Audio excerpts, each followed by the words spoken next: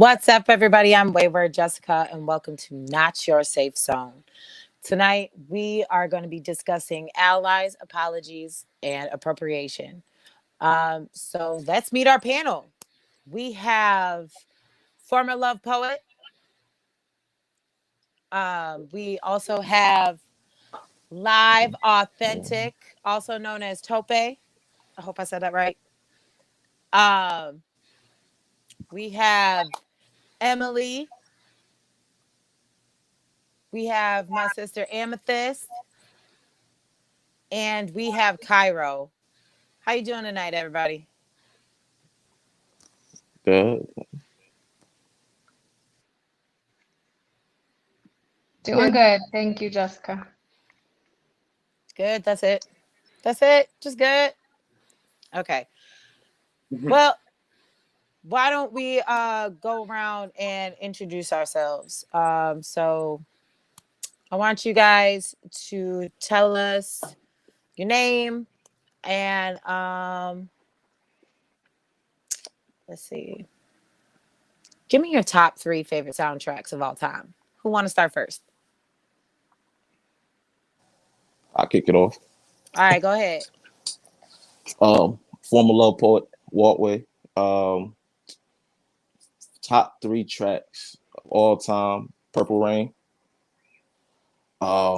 Remember the Time, and Many Men by 50 Cent. That's it for me. I can rock. Men?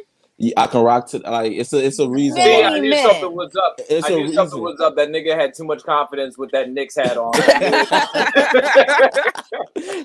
4C swear. vibes. I'll tell the story No. about it. I swear I'll tell the whole story about it. But yeah, 50 Cent, Many Men is a big reason for a lot of my stuff in my life. So I gotta give it to it. Look, I'm either gonna need to hear this story offline, or we're gonna have to have it here here at the end. I'm gonna need this story one way or another. I'm gonna get this story. All right. Black Girl Warrior, don't do that. Don't do that. Don't hype this man up. Come on now. Who want to go next? How about you, Cairo? Yeah, I'll go next. I'm Cairo, and my 3 favorite tracks of all time would definitely be Lauryn Hill, X Factor. It'd be Lil Wayne, President Carter, and then it'd have to be Michael Jackson, Smooth Criminal. So those are my 3. I don't like Lil Wayne, but you redeemed yourself with Smooth Criminal. I'll give you that. I'll give you that. All right, who want to go next? How about Amethyst? Because last night on my brother's podcast, she was talking about Wu-Tang and everything. How about you, Amethyst? Yeah, Wu-Tang is my favorite group.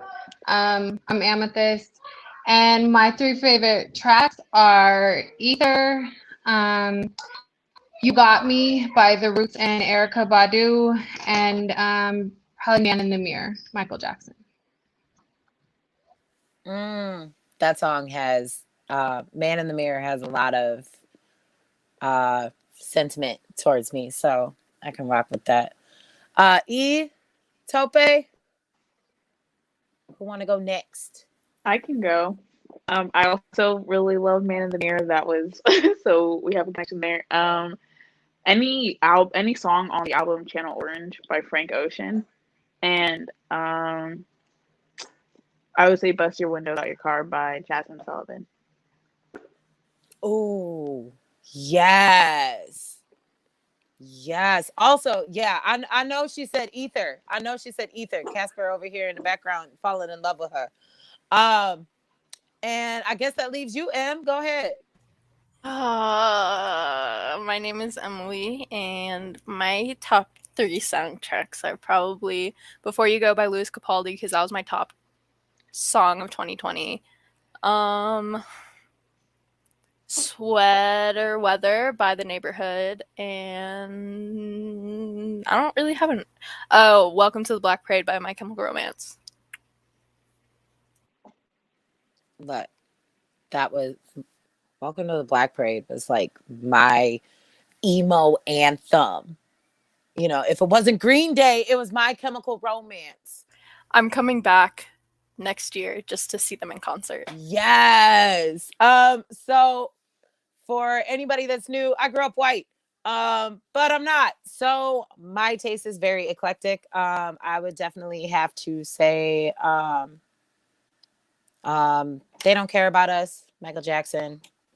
Mwah, sorry, my daughter. Sorry if y'all can hear my kids. I can hear them through my headphones. I'm a mom. Don't judge me. Damn. I lost my train of thought. Anyhow, We were talking about music. We were talking about how I know we were talking about music, but I had all 3 set ready to go, and I done forgot all of them. Anyhow, I give up. They over here in the other room trying to do a WWE SmackDown. Anyways. Oh man, how dare you? How dare you be a full-time mother? That's terrible. I know. The audacity of me.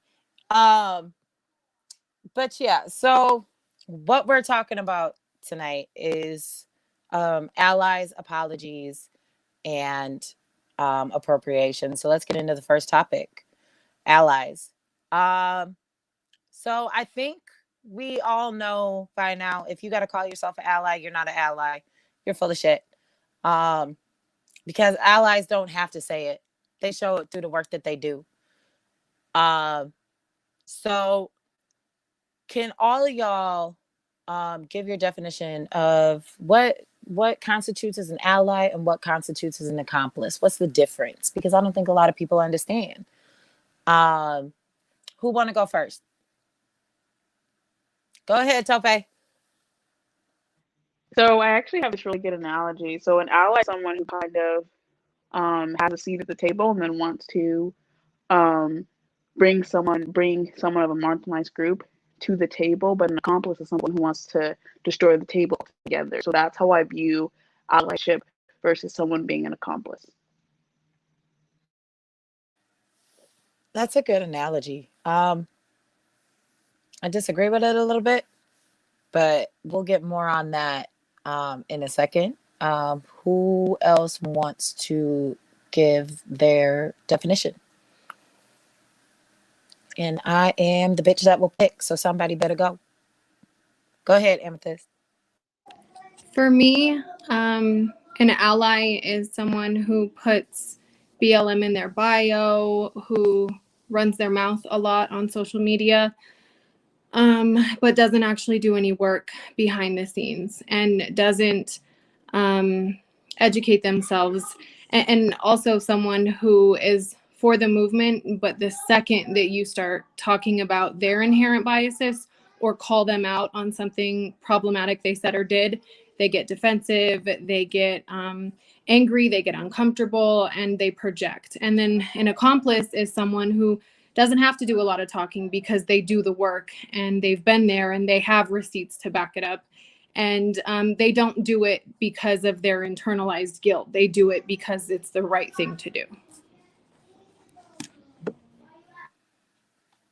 Definitely. Who wants to hold on real quick?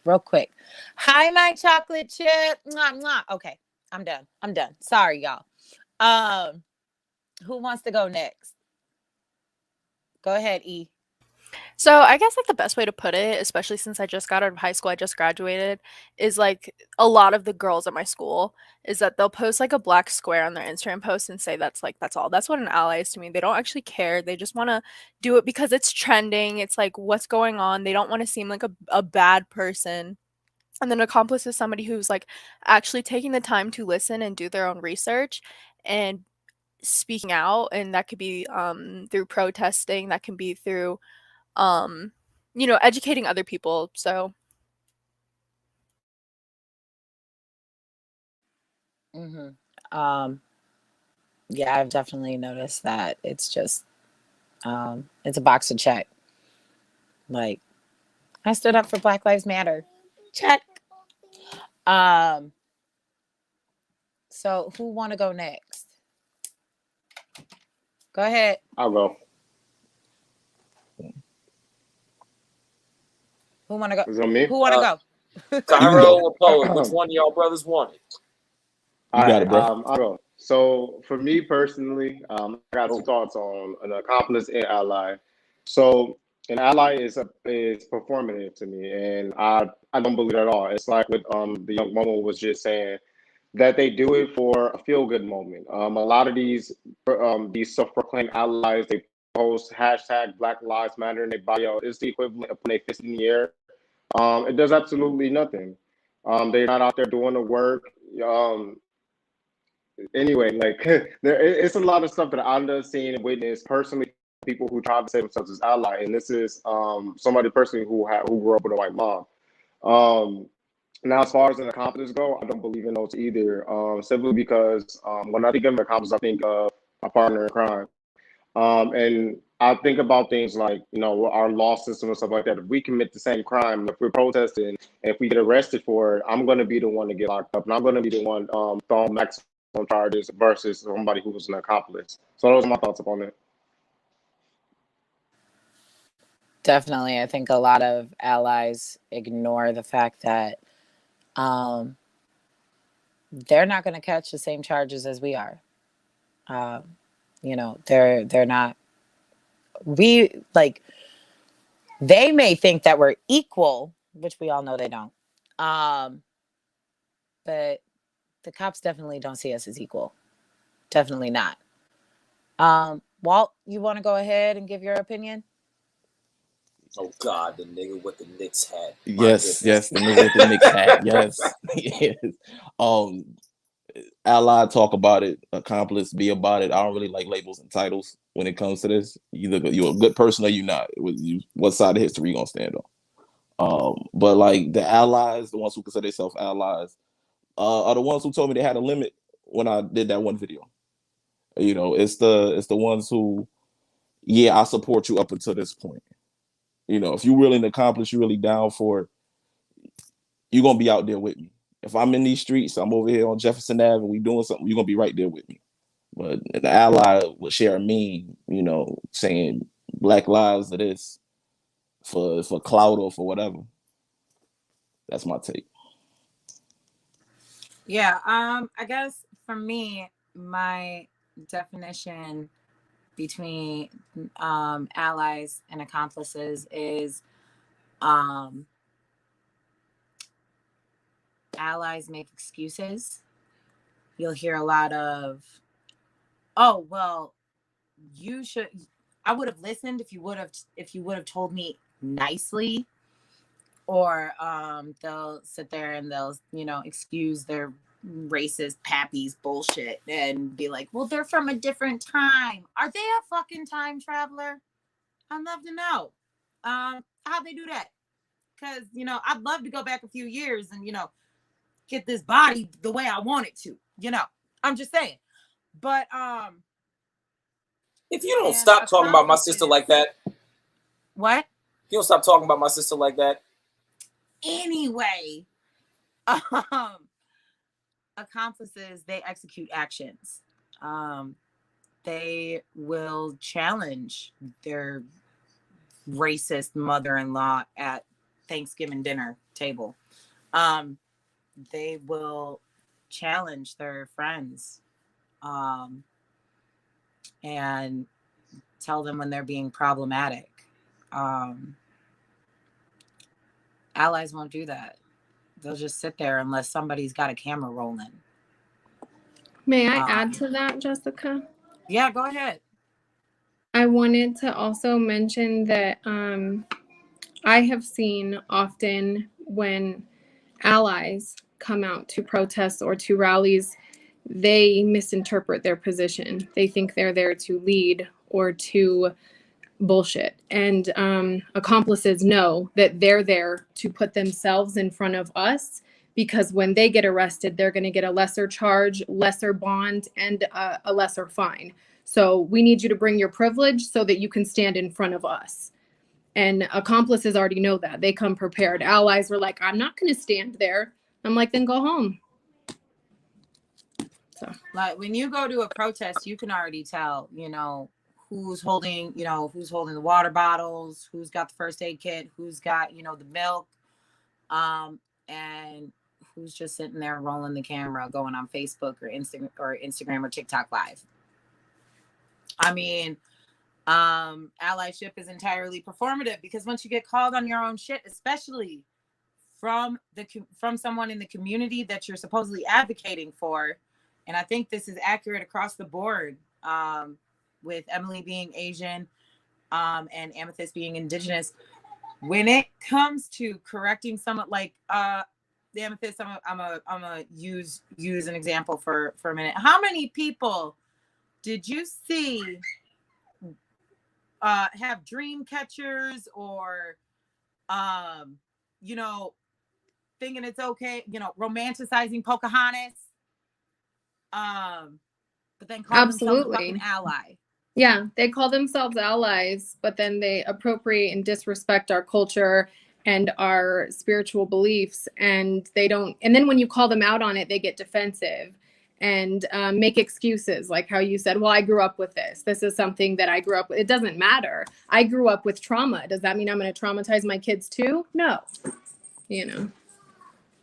Yeah, and there was this one TikTok of this lady. She made sure to get on camera and talk about how this white man was calling this black woman an N-word. So she ran up onto his truck and she grabbed his Confederate flag.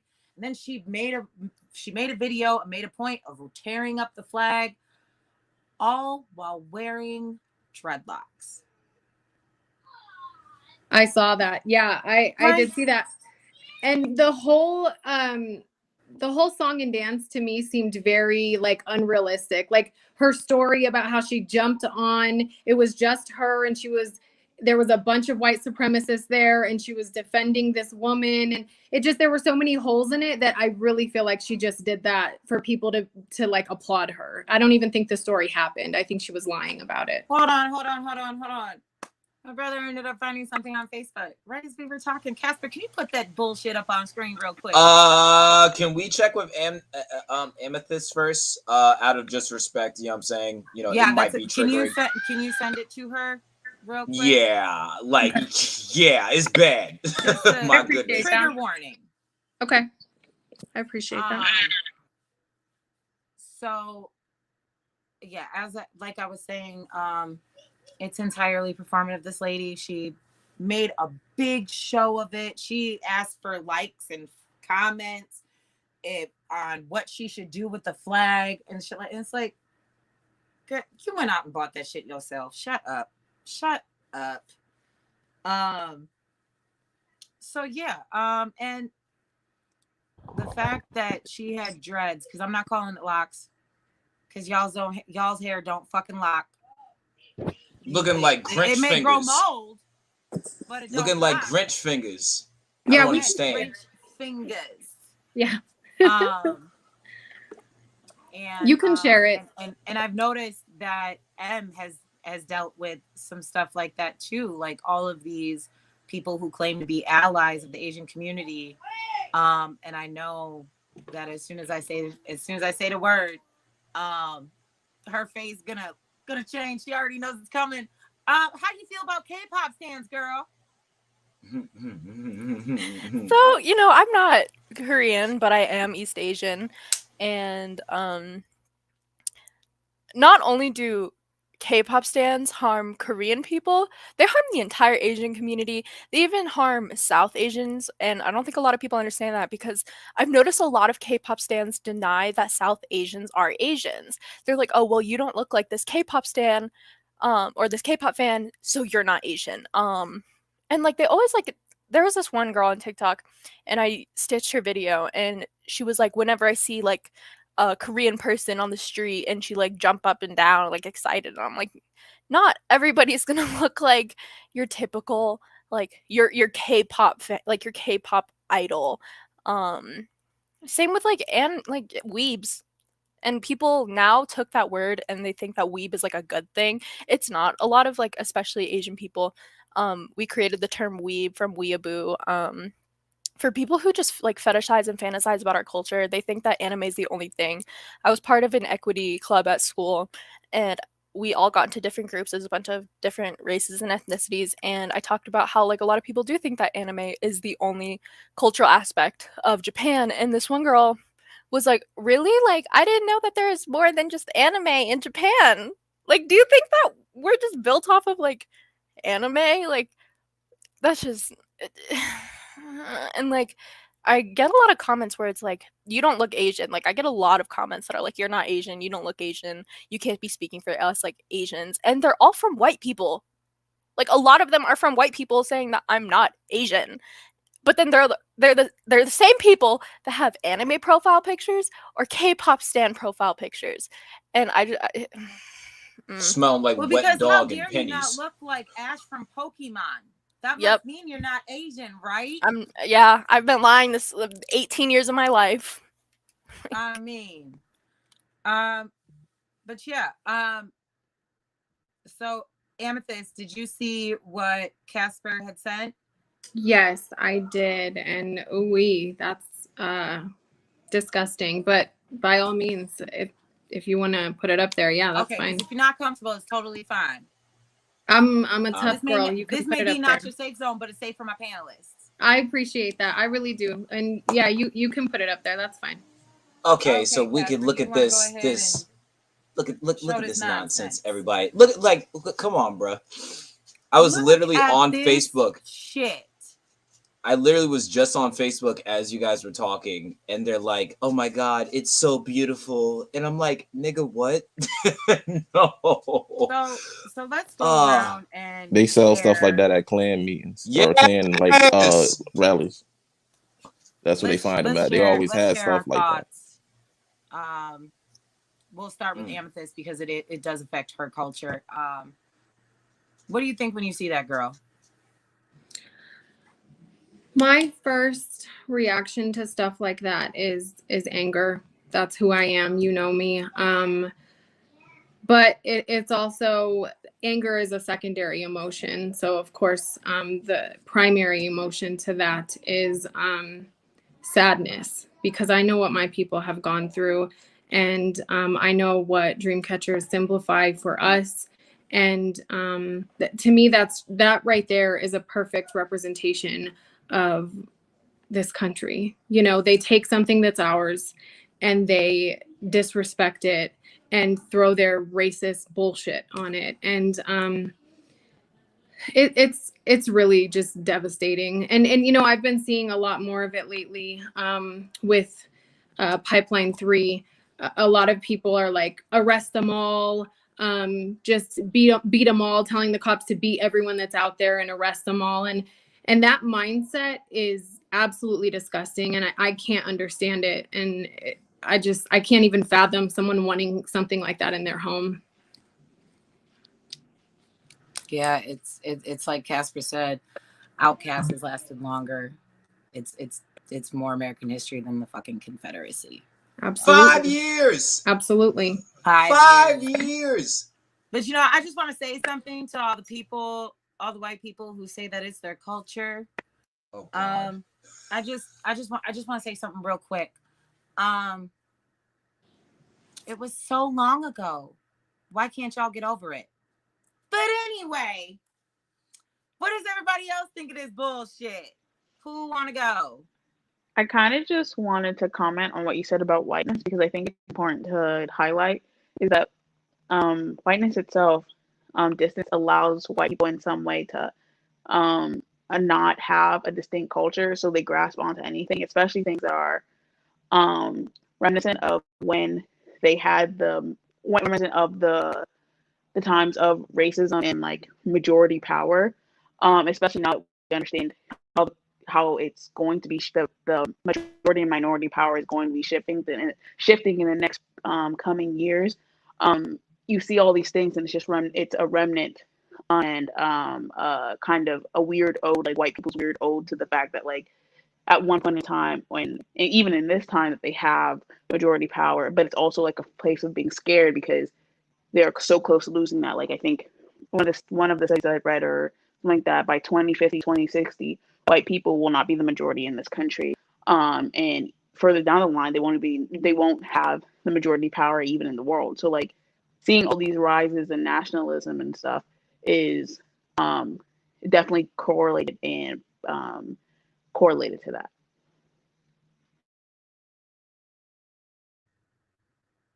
Yeah. I'm sorry, y'all. I'm heated about this shit. Who wants to give their opinion next? Go ahead, Walt. Is what they do. Is take, and that symbol represent, like the Confederate symbol represents so much hate in this country. Just a constant reminder. And I don't know if they do it to push buttons, if they really think it's okay. Because like I said, you see stuff like this. I had a video where I showed pictures from like a Klan event, and they sell stuff just like this there, and they think it's okay. So it's real weird. It's just, I don't know. You gotta be a sick individual to find any kind of valor, any kind of pride, or any kind of good in something like that. Enough to especially share it on Facebook as if it's nothing. You know what I mean? But yeah, they whack. They awful people. That's it. Like They act like they're doing something. Like Lil Boozy that come to they bad people. And That I'm gonna just flag. say this. I'm gonna just say this. And this has nothing to do with the conversation tonight, but I feel like it needs to be fucking said. To all of my POC siblings out there. Why the fuck are we fighting each other when that's the bullshit we need to be fighting? That's the type of shit that we need to be going after, not each other. And I mean, if y'all are butthurt about it in the comments, go ahead, because I don't give a fuck. Anyhow, Cairo, y'all got something to say about this? So it's just like a couple things because I feel like everybody kind of said what like I was thinking, but also like I always say this when I like see anything to deal with like the Confederate flag. It's like they lost.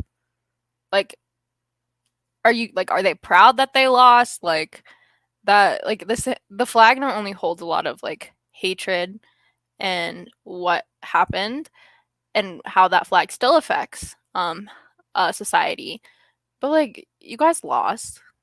Like are you like my question to anybody who buys that or who makes that is like what's the point? Like you murdered all these indigenous people and you think that's okay?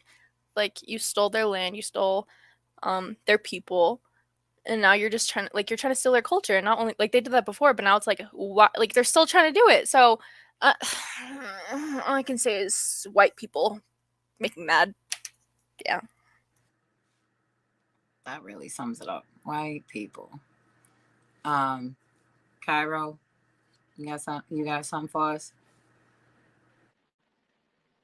I'm just listening to what everybody else is saying, but I agree with everybody else. What I see with that is I see the fact that this goes back to them becoming a minority in the next couple of years, and they're trying to hold on to that racist heritage that they still have. And it's pretty evident that they're trying to ban critical race theory across America, so like that they're trying to erase that part of history that they can't erase. So they want to try to continue to sell and spread hate towards all across the board in America, and it's just sad to see. So I mean, I know as a black man, me seeing this, I can only imagine how everybody, I mean, other people call it like the indigenous people of this land, how they feel about seeing something that's theirs, of their culture and their lineage, being used to sell being used as a selling product for racist rhetoric. Yeah, to me, it's kind of like the minstrel statues that we'll still see in some white people's yards. It's disgusting, it's disrespectful, and I mean, I'm not saying anybody should do anything, but I'm saying if your house spontaneously sets on fire, I'm not going to feel bad for you. That's all I'm saying. So let's talk about when they fuck up and the apologies that ensue. So on TikTok, I think everybody here is kind of caught up to date. For anybody in the comments section that's not, there have been three large TikTok creators who have been claiming to be allies and have definitely missed the fucking mark, to say the least. So the first one is Herspective. Some people know her as Evelyn. She said some problematic shit, and some of y'all might know Tope from checking her ass on it. But let's take a quick look at her apology, real quick. Casper, can you run that for us, please? Leveraged against me by a white queer content creator on this app. A few weeks ago, I made this accountability video. The left is a reason why we will never have liberation. This is literally the dumbest video that I've seen in a while. No black women wrote that entire apology for me. I made that accountability video in close consultation with the people in the black community I had hurt. And while talking with the black women content creators who held me accountable, I've begun to realize that the way he and I have been dealing with criticism from the black community has been rooted in white supremacy. Just to demonize people as toxic when they are telling us that we are wrong, and to just write them off, shut them out, all in the name of boundaries, because we didn't like the tone of voice that they were using when they were telling us that we were wrong, have been all anti-blackness.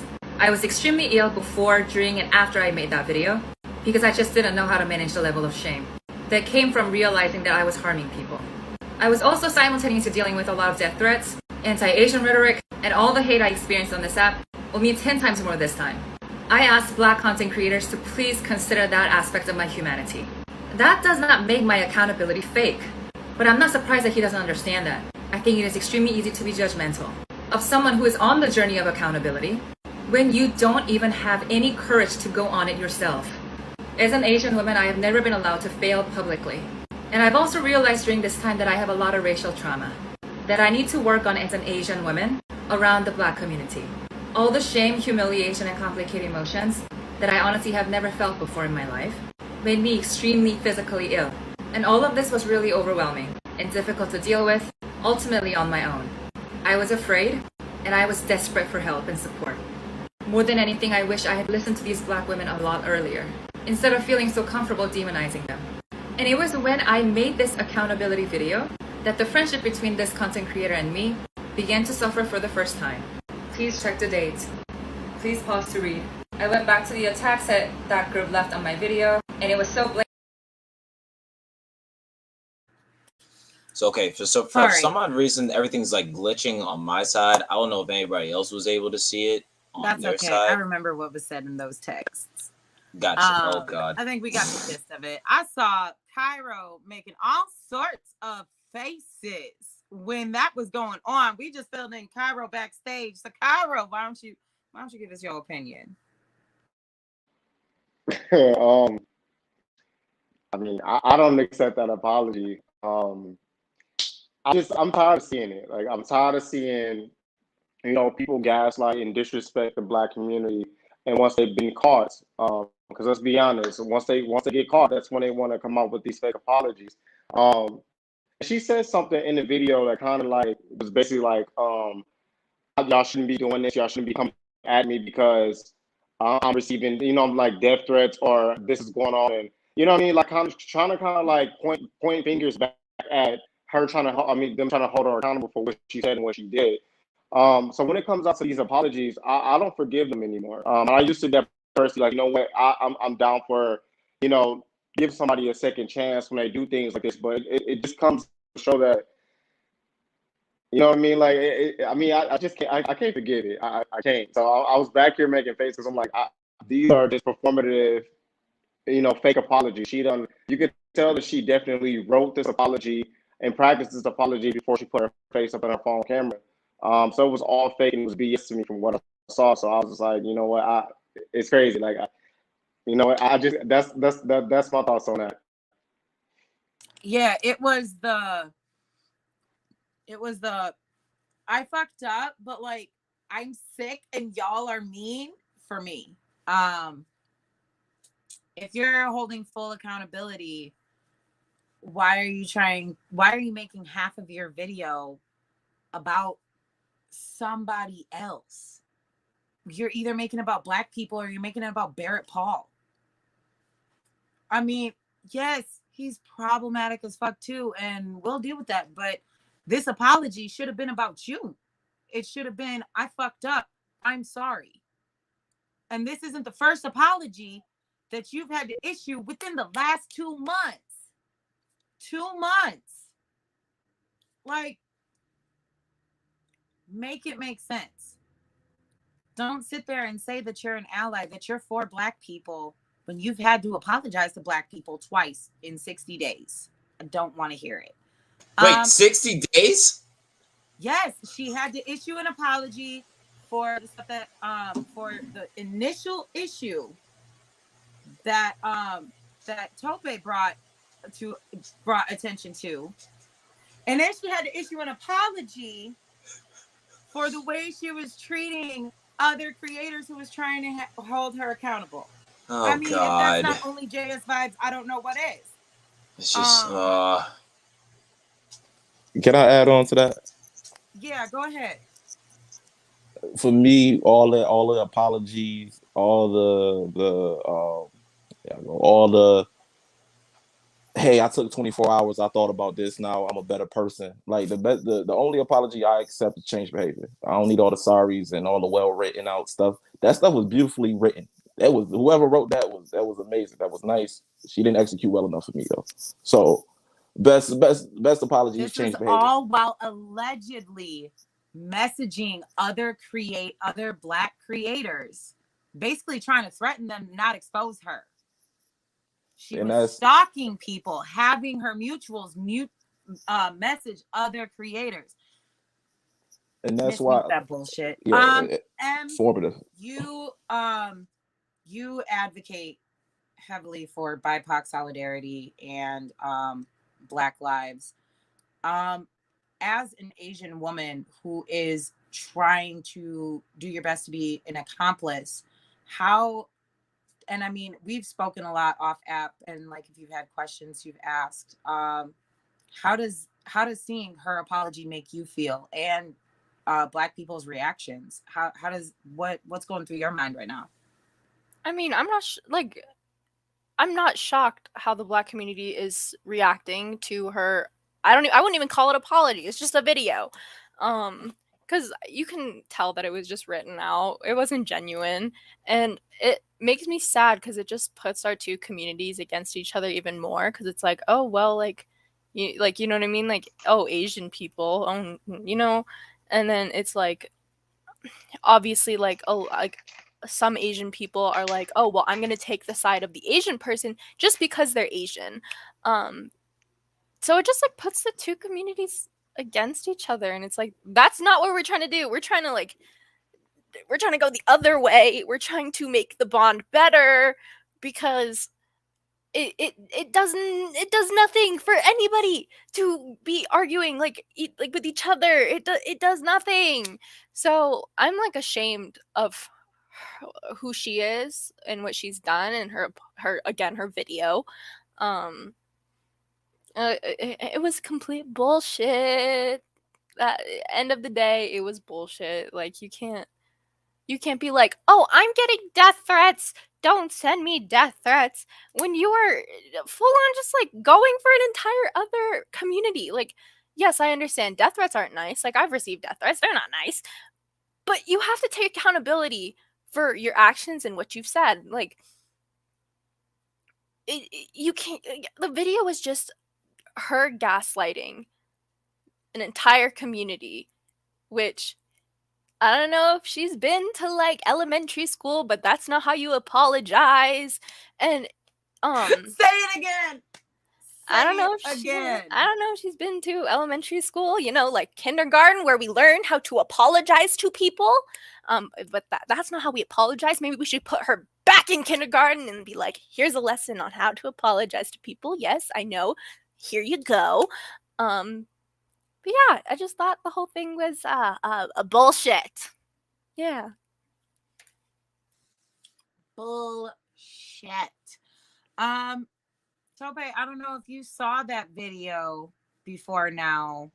I definitely did. Well, So the tell us what you backstory. think, girl. So the backstory actually was, for people who don't know, like, she was in contact with me and my friend group because at that point it was not just me that had been calling her out, but it was some friends, some other TikTok creators that I had the pleasure of becoming close friends with, and she sent us that. She sent me and my other friend her stuff individually, and we ended up talking about all the stuff because of everything that was coming out about Barrett, and Barrett was saying about Evelyn, that there was this whole other that she wanted to address that, and so that's why she made that video.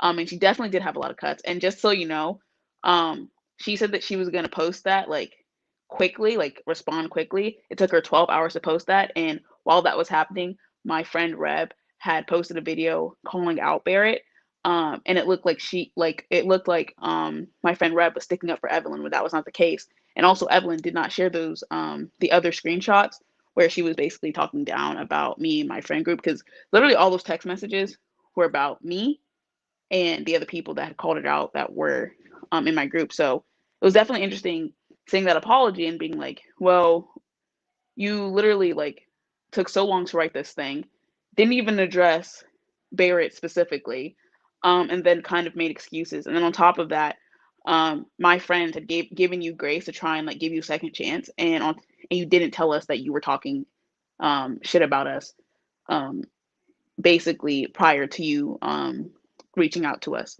So it was just very interesting to see all that unfold in like real time. When I tell you, it was very stressful. We were like, I kind of told everybody on the panel, like, but we were dealing with this. I was dealing with this for 2 months, of being attacked, shadow banned, post banned, um, and to kind of see all of this come out and like how none of them really took none either Evelyn or Barrett took accountability for their actions, was not surprising, but it was definitely just like, I mean, I knew I was right, so I felt vindicated from that. But like, it was just like, these are the people that y'all put your trust into.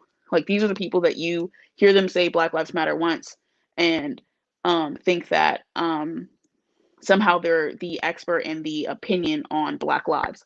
And so it's honestly just like, I hope for other people, especially the Black community on TikTok, kind of learns that like just because someone speaks on our issues doesn't mean they have the right to or the range. Like, neither of them have the range to speak on it, and it was very evident in the way that they misrepresented Black liberatory thoughts. So I'm happy that this is over, but rewatching that, like re-seeing all this, like rehashing it, is honestly like, not even gonna lie, triggering, because of the fact that like it was mentally, emotionally, and just like physically exhausting. Like, me and my friends especially started to have physical symptoms of everything that we were dealing with. I started having multiple headaches a day. My friend literally had ringing in their ears from all this stuff. And some of the people that I was friends with, they literally have family members and could not spend time with their family because they live with them because of this entire situation. Like, that's how bad it got. So honestly, to Evelyn, kind of fuck her, like, because she didn't take responsibility. She wasn't transparent in any of her apology. Privately, when we were talking, when she was apologizing to me and my friend group. So honestly, like I don't accept the apology. I told her that specifically. My friend group told her that, and that's it. Like, yeah. Yeah. After I had no idea how taxing this whole thing was. And I think um, that is the very dangerous reality of hero worship. Some of these content creators get on, they get a big following, and their followers don't think about what they're saying, and they just want to attack anyone that's correcting them. And they don't realize the effect that can have on people. It's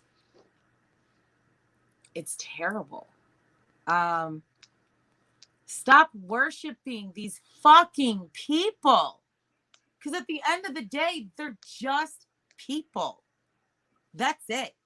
They shit just like you and me. They have to eat and sleep just like you and me. And there's probably a book out there in the world that they haven't read, just like you and me. So stop acting like they can walk on fucking water. Just stop. It's fucking weird. And for anybody that couldn't see the screenshots, one of the screenshots, Barrett Paul said, and I quote, "Those people bullied you and gaslighted you into submission." And he's basically talking about Tope and the other creators that were holding him accountable. But it's a continuation of that. The same way, it was a continuation because those people bullied you and gaslighted you into submission the same way Black people have done to Asian people for a long time. Yes. And there's just and M has spoken about this a lot. It's weird that everybody has this rhetoric that Black people are like going at Asian people's throats. When statistically and historically, it's been fucking white people. Who is the community that fucking derived the entire notion that Asian people are a fucking virus? Who's the one that developed yellow peril? Sure as fuck wasn't us. I mean, I'm just saying. Go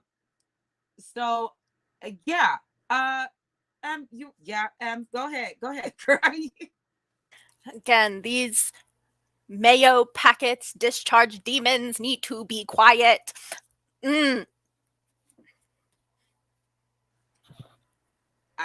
Definitely. Like, did they not take history class? Did they not pay attention or like? But I think it's really also important to mention, you're not gonna find the Yellow Peril Chinese Exclusion Act of 1881. Oh, yeah. You're not gonna find that sitting in 6th grade history class. And you have to actually go and research it yourself because they don't teach it in schools. And that's because of the Daughters of Confederacy. Discharge demons. Anyhow. And that woman has all of her degrees are from Ivy League colleges, including Harvard. So it just goes to show you that you can have a Harvard degree or an Ivy League degree and still not know shit.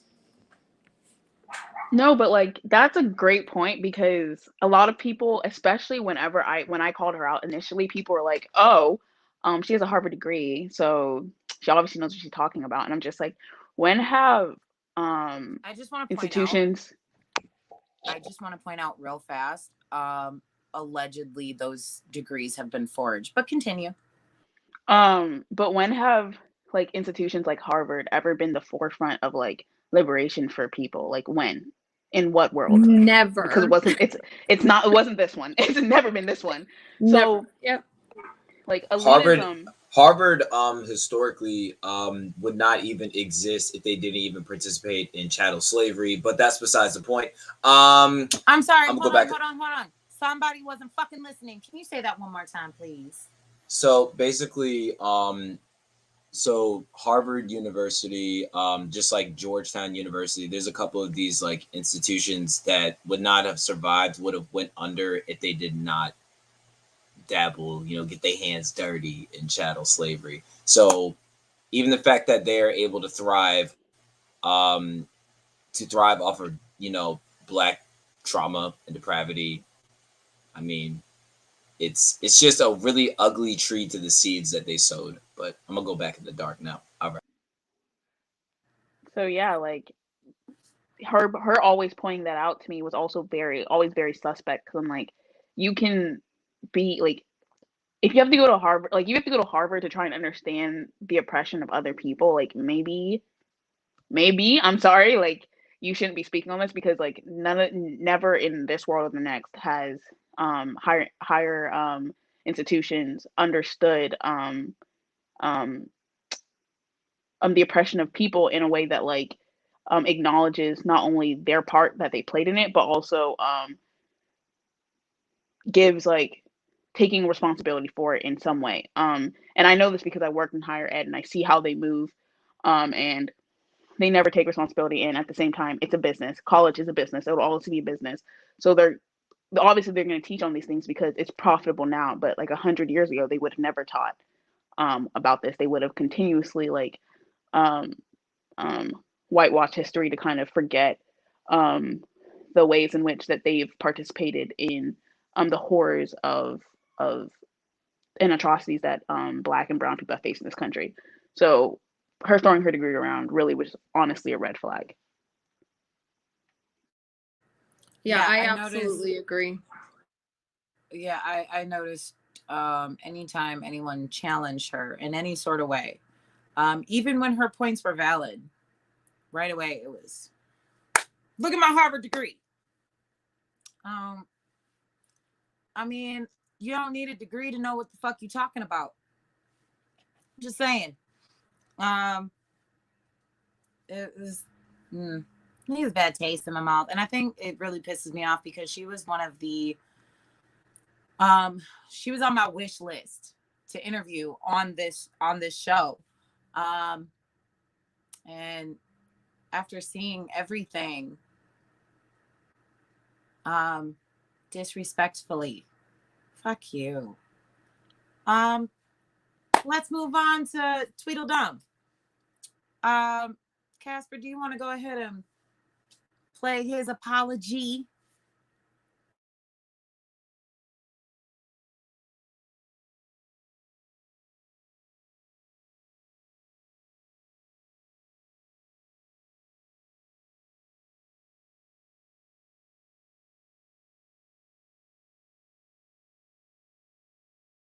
Fragility, and that's something that I have to continue. Can y'all How see what I see? harmful he was to them.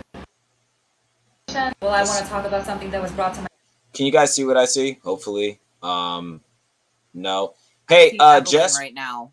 Yeah, for some odd reason, the videos you sent me suck, and I don't appreciate it, but that's okay. I still love you. I To the ends of the downloaded earth. them straight from TikTok. I don't know, bruh. I don't know. I mean, I just, I don't know. Anyway, it's only I shade I'm can gonna throw. screen record. It's not the same. It's not. Here he You is. see him now. There we go. Ugh, he needs moisturizer. Anyway, I'm gonna go back in the dark now. Responsibility and apologize for what I said in a group of text messages that are currently going around on TikTok. Initially, I got defensive, and that's my white fragility, and that's something that I have to continue to work on.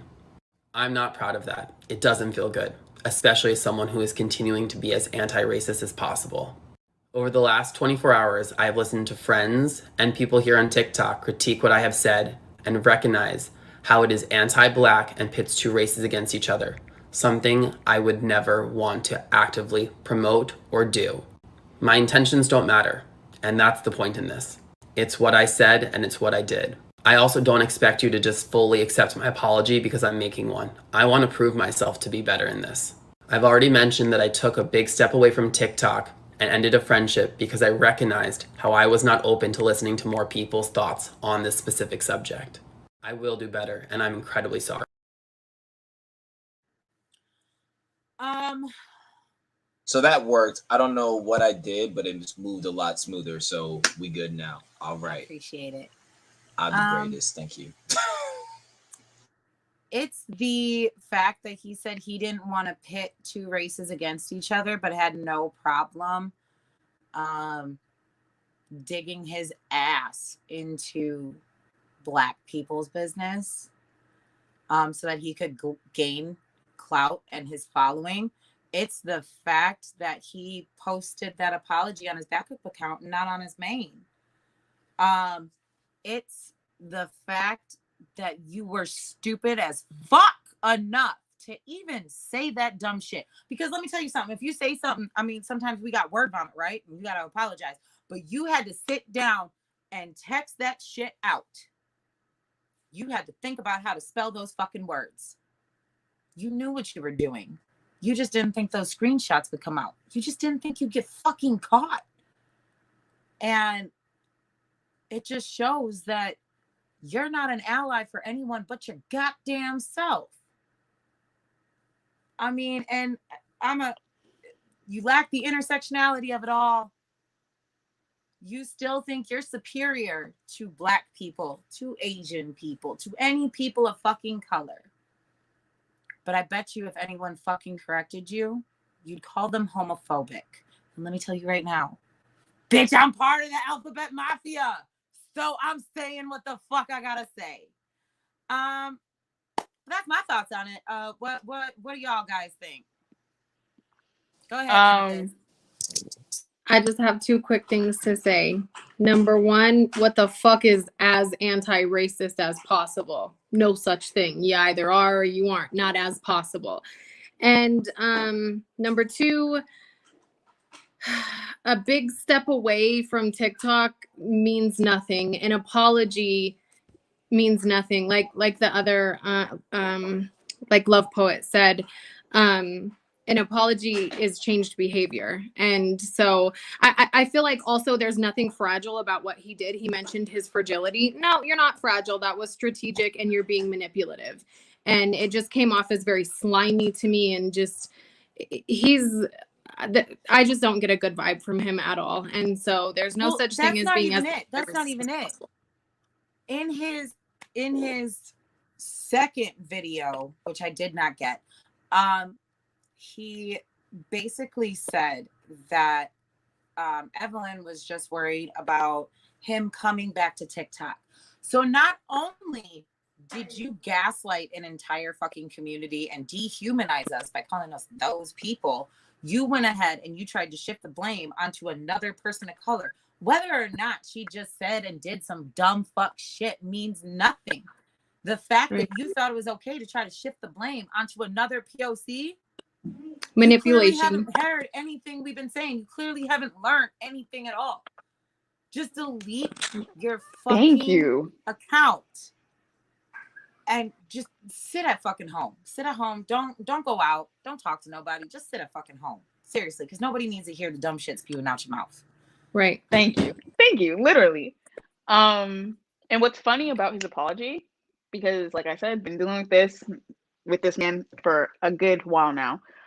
First thing, he just started his activism in 2020. So he's not, his activism is all online. Which is very interesting because he said that he's been doing this for years. I mean, he's been doing it for 1 year. I don't know where you thought that you had the range. Second, when he was going on his apology tour, on live, he was still deflecting, and it was funny because he was like, well, I'm trying to like learn and listen and all this stuff. And it was just like up until a certain point, like you still didn't understand the fact that like what you did was wrong. Like, don't get me wrong, Evelyn deserves all the smoke, but she's still a woman of color at the end of the day. Like, you benefit out of all of us who are a part of this situation. You benefit from the patriarchy, white supremacy, the most, capitalism, the most. So for you to sit there and deflect onto her was just very violent. And I don't think he understood that. And I don't think he will ever understand that because of the fact that he has white entitlement. And second, like, he like just never looked sincere. Like when I was like airing him out on my live, because he said that he wanted to listen and learn and hear what I had to say. I was like, one thing that like he was dissociating as I was like airing him out, like just not listening. And when somebody pointed that out to him in his live, that's when he started nodding his head. So like, I don't think he's going to change. I don't think he really cares. I think he's doing this for money, despite what he says. And everything about him has been slimy and just been slimy from the beginning. So he'll definitely come back on TikTok. People will basically forget and like follow him and stuff, but like at least the Black community on TikTok will kind of remember what he's done in the back of their minds, and hopefully still continue to hold him accountable. I won't, because I don't want to see that man. I blocked him, his everything, but hopefully they do. Everybody else does.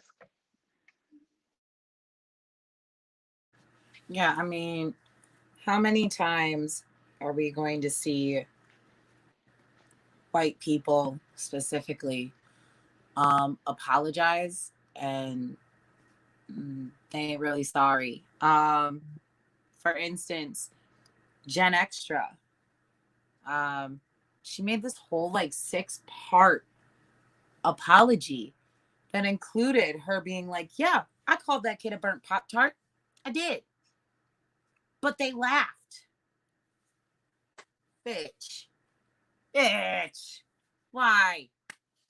Like, not only did you fucking repeat it, but you just tried to excuse your own behavior in your apology. Y'all really think you're helping us? Y'all really think that you're actually sorry? It's just, it's disgusting. So what y'all think? Was Walt, Cairo, y'all got something for me? Yeah, I got it. I got something for you.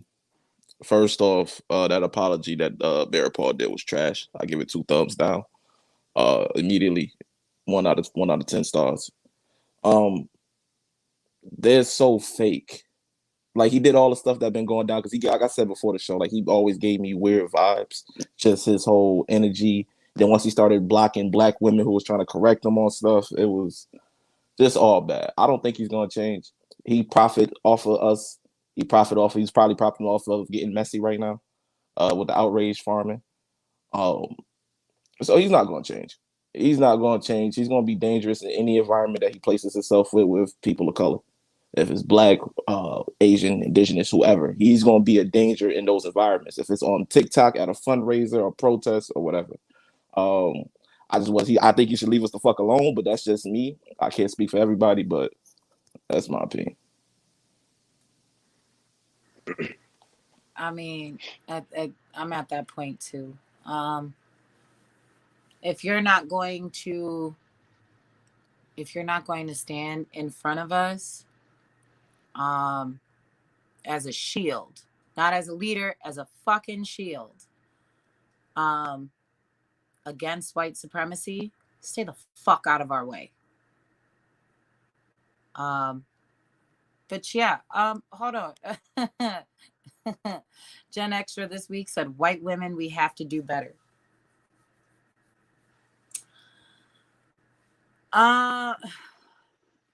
White women are literally like, white women, I don't know how or if you want to hear this, but the fact that it's a matter of fact that y'all have been more dangerous when it comes to white supremacy. So yes, do better did how? y'all see that fucking trend of those white women pretending to cry? Yeah, I did a video on it. Got gaslit to hell. I got gaslit to hell by white people when I did a video on that. I said, go watch that and don't tell me it doesn't give you Carolyn Bryant vibes of those tears. Literally, Emmett Till, Rosewood, Tulsa. Oh my God. That's the shit that killed us. That's what I'm saying. Like, it's so crazy. Look, I can't say, because I always see white women say, oh, we have to do better, but like, y'all have never made progress in that stance. Like, it's always just lip service. Like, what do you need to improve? How are you going to get to that point? And the simple matter of the fact is that white women love the fact that they toe the line of the oppressor and oppressed. They can easily weaponize that and continue to move in that space because they're a woman. So like, they obviously experience misogyny, sexism, and etc. But at the same time, in the patriarchy, they are able to move in a certain way that allows them to be basically the white man's accomplice, the white man's assistant. So unless you are ready to move to be uncomfortable and really face that fact and find a way to dismantle the fact that and unlearn that, keep your we need to do better to yourself, because honestly, at this point, we're all tired of hearing it. Talk is cheap. I agree completely. Exactly. Can I just say, like, as a person like who does make money off of TikTok, the reason why he's probably not deleting his account is because one, it gives him coverage, and two, that's making money in his account, because like I think it's like every 2,000 views you get 2 cents into your account, and like it seems small, but people are like, I my phone's turned off and stuff, but I think his account is still up last time I checked. I think, right? Am I correct?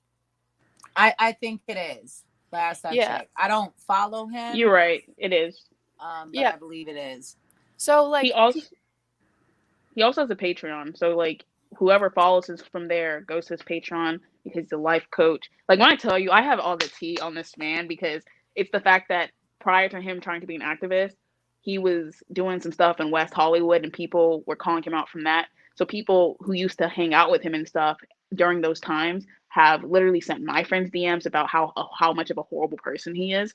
So like, and because he was kicked out of that space, he moved into activism because he saw it was profitable because of last year and everybody saying Black Lives Matter. So like, he's literally a leech. He's a grifter. Like people don't get that because he's a white man with a conventionally nice face. Like he was a model before this, before he did any of this stuff.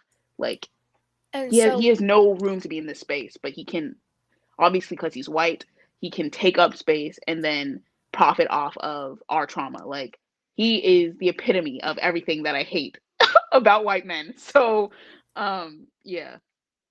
And so like when people go to his videos to view them, to leave comments, obviously obviously people are going to leave long comments because they have a lot to say. So the longer comments you get, the more coverage your video is going to get, because it's telling TikTok, hey, people like TikTok doesn't take it into account what people are commenting. They're just seeing that, people are leaving long comments. Obviously the video is interesting.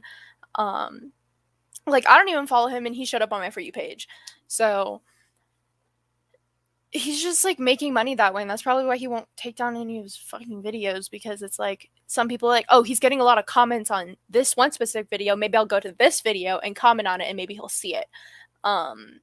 So yeah, like he's profiting off of people, like of actual real life issues, when at the end of the day he probably doesn't even give a shit. He just cares that he got caught.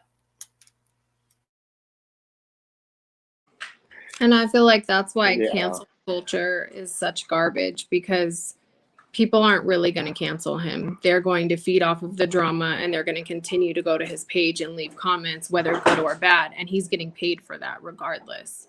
And so it's like, if you're going to cancel somebody completely, they should be irrelevant. And people, unfortunately, are going to keep visiting his page, and he's going to make money off of it and profit off of the pain of others.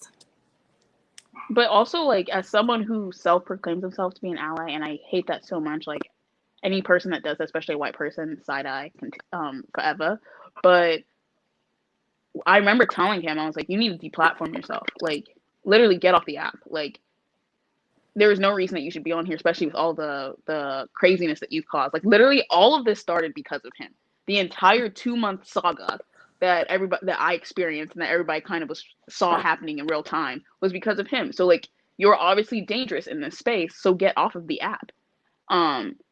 Like, just leave. And he won't do it because obviously money is the most important thing to him. So, but it's just really sinister the way that man moves, like, honestly. And I really hope that someone deplatforms him, that they continue to report his account, like, because at this point, it's just petty at this point. I just want his account to be reported and all that stuff. But with the way that TikTok is moving, it's probably not going to happen because it's a big account. His shit caused such a huge rift in our own community. There's Black men and Black women just going at it because of the shit he was saying. So I don't think it's petty. Fuck him and the horse he rode in on. I just want to say real quick, Xavier, yeah, they profit from our pain, but it's not a trend. They've been doing this ever since they took us from Africa. And they're going to keep doing it if we keep falling for it. I don't really think we should trust non-Black allies at this point as a community, until you prove that you are truly an accomplice. I don't trust you. I don't fucks with you. Cairo, you had something to say? Yeah. So back to this Barrett Paul. What's crazy about this is that a couple months ago, I want to say like 2 months ago, is I had a conversation with two other TikTokers, and we was talking about his platform, and I was like, you know what, I don't trust this dude. I was like, I can see clear as day that what he was doing, he was pandering to Black women, instead of trying to be an ally. I saw was pandering, to build his platform. And when all this stuff was going on, obviously he was trying to weaponize his platform of his Black following and try to get them to be on his side to turn against our own people. And I was like, damn, this is crazy, because I saw this a couple months ago and I really didn't say much up on it, because he's not the only one. He's just the one who just got caught. Now, as far as like his whole fake activism stuff, I know it's fake too. I hope I'm saying that right, Tote. I went through his Instagram, because if I got to scratch about somebody, I like to go investigate. And then like you said, like he's not like this at all. All he's doing is regurgitating information that we've already been saying for years and reposting it on his Instagram page. Now, I don't know about y'all, and I know y'all are saying like, you know, he needs to be deplatformed. I'm gonna make it my business to do that. I don't care about the repercussions about anything about social media. If I don't trust somebody in our community, I'm gonna make it my business to push them out. I want all of his stuff taken down. I want his Black Lives Matter post taken down. I want it out of his bio on his Instagram. I want all of it removed.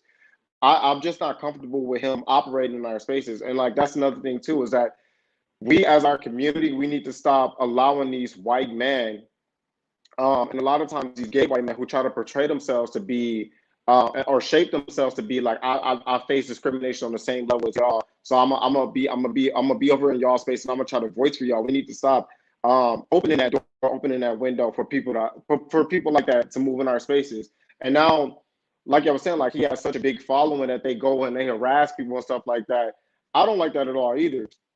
I'm gonna make it my business to deplatform this man. In fact, I'm gonna send him a few emails today to get him to try to take his profile down. I'm like, bro, you need to be off of TikTok. I'm gonna need you to remove anything regarding BLM from your Instagram, because I just can't, you know, like see we can't allow this to keep continuing when we see these so-called allies pretending to be our allies, and then like in the same breath they having private conversations about us, don't like us, saying that we don't settle for anything, we don't take apologies. We're doing all this in private conversations, and then once they get exposed, they want to be like, let me come out with an apology video. You know, he's probably, you know, it's crazy because he's making profit off of pandering to the Black community.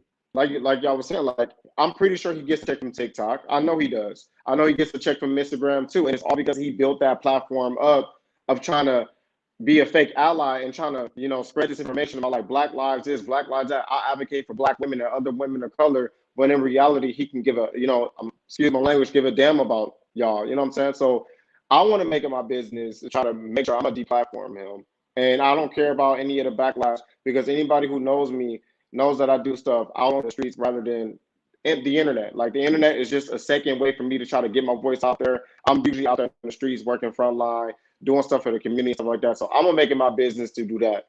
So nobody else ain't got to worry about that. If y'all want me to do it, I'm gonna be the one to do it.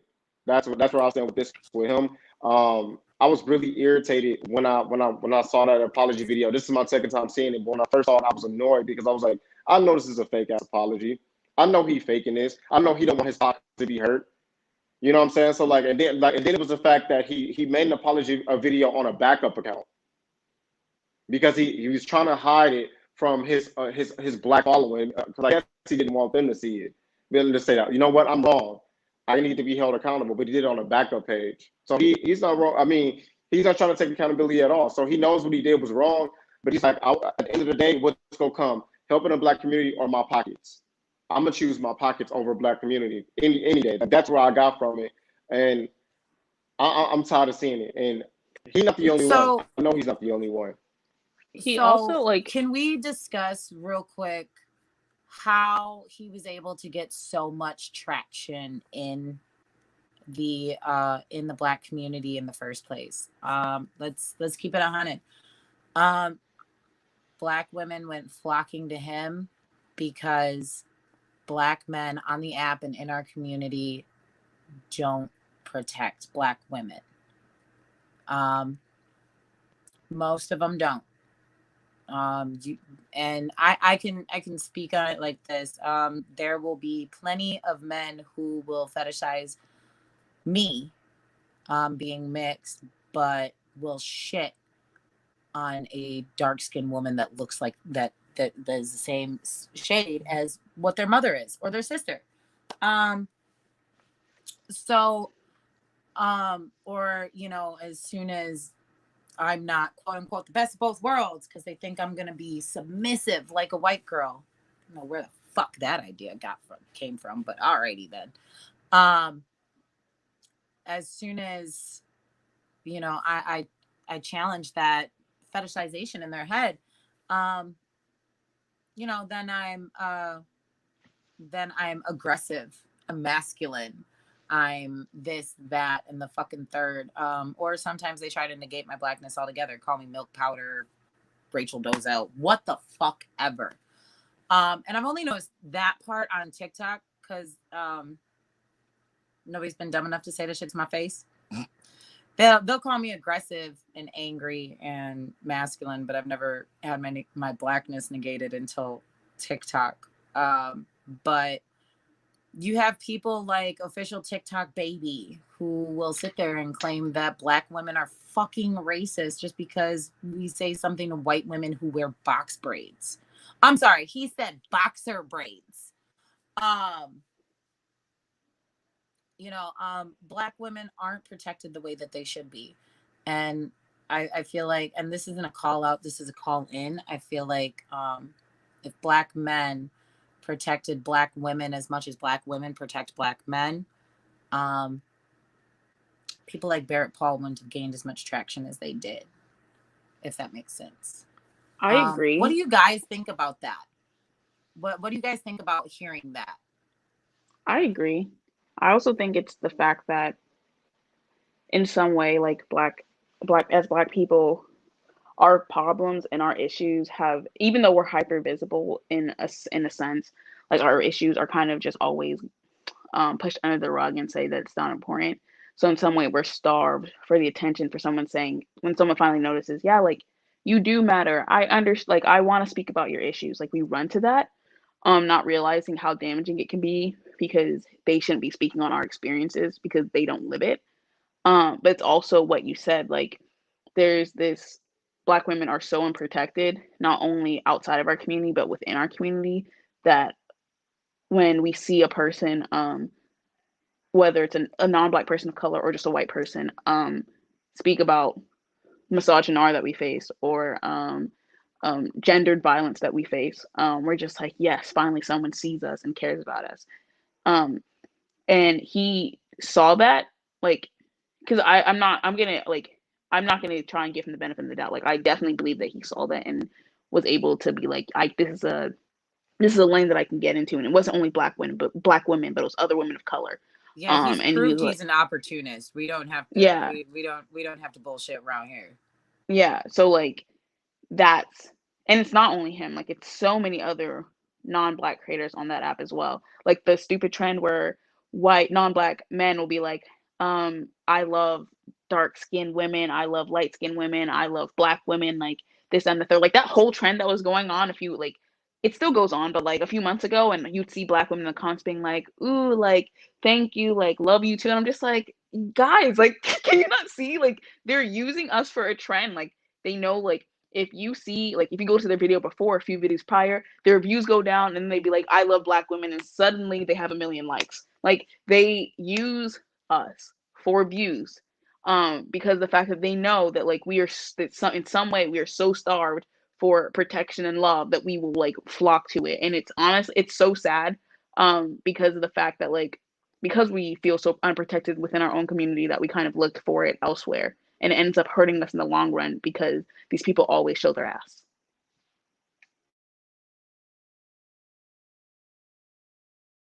Not me forgetting to unmute myself again. Definitely.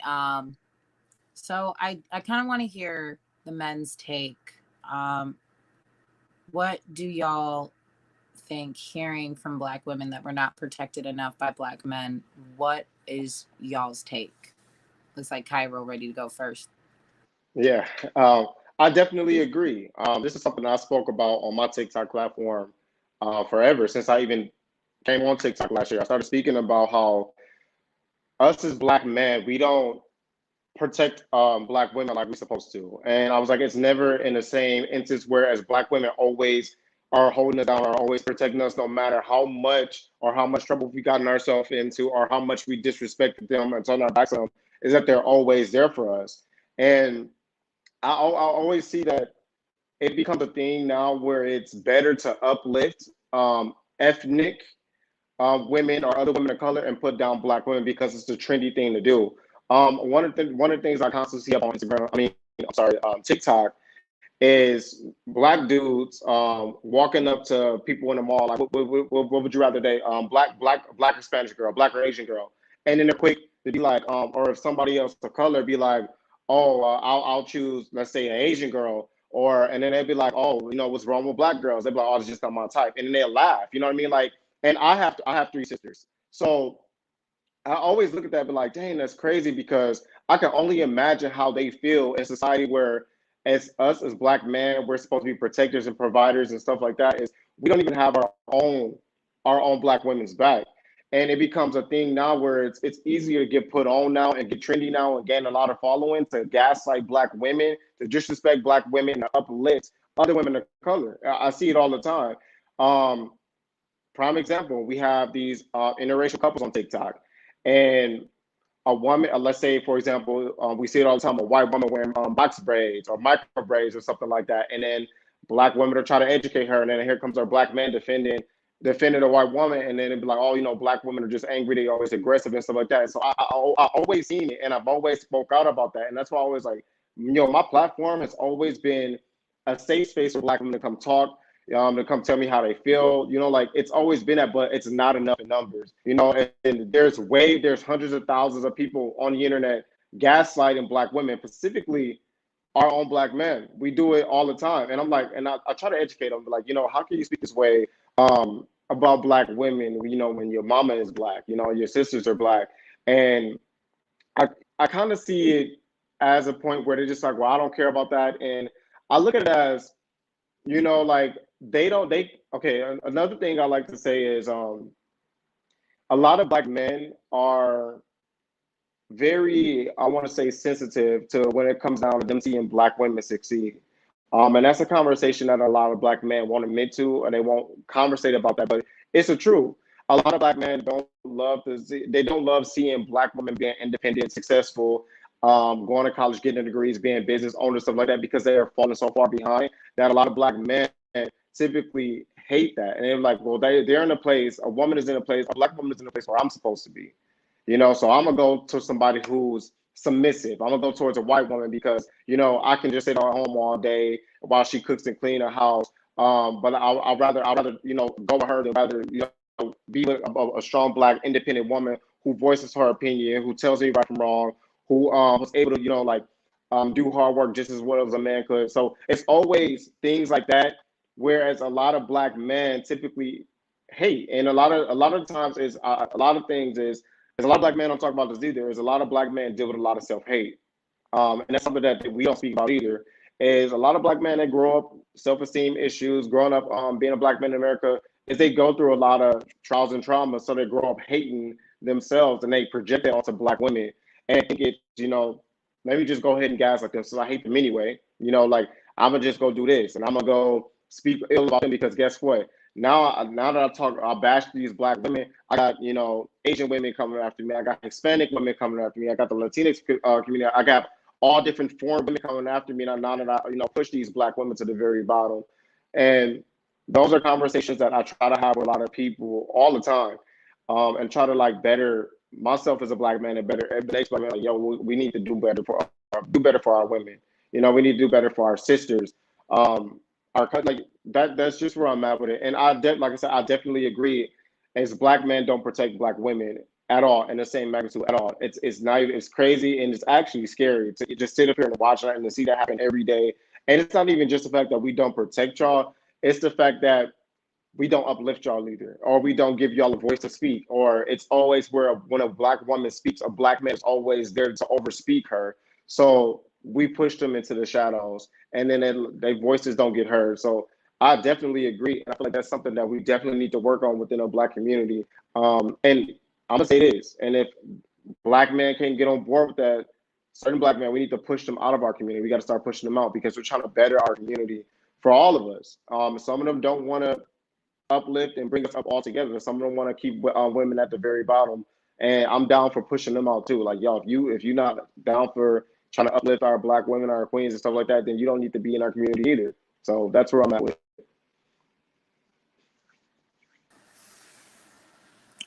Walt, what do you think? I think both of them touched on big things. Is black women are starved in our community, so it becomes a forget who I like, who like me kind of thing, and that's how somebody like Barrett Paul can get traction. But as black men, I see the stuff on the app and it's crazy. Like the be able to put down somebody who looks like your mother, your sister, your cousin, you know, your auntie, your grandmother, for internet fame or for whatever, or however you feel on the inside. Like it's awful. Like I kept seeing a question going around on TikTok. I think everybody probably saw it. Was like, it was always somebody asking black women, why do you date outside your race? As if like they have the answer for us. You know, why didn't black men date outside the race? I think that was the question. And I asked a question on my page asking black women how their day was. You know, what's going on in your life. Like, they don't take the time out for that. You know what I'm saying? The time out to show that love. Like, a lot of black men don't get. I had a conversation with a young boy, probably like 19.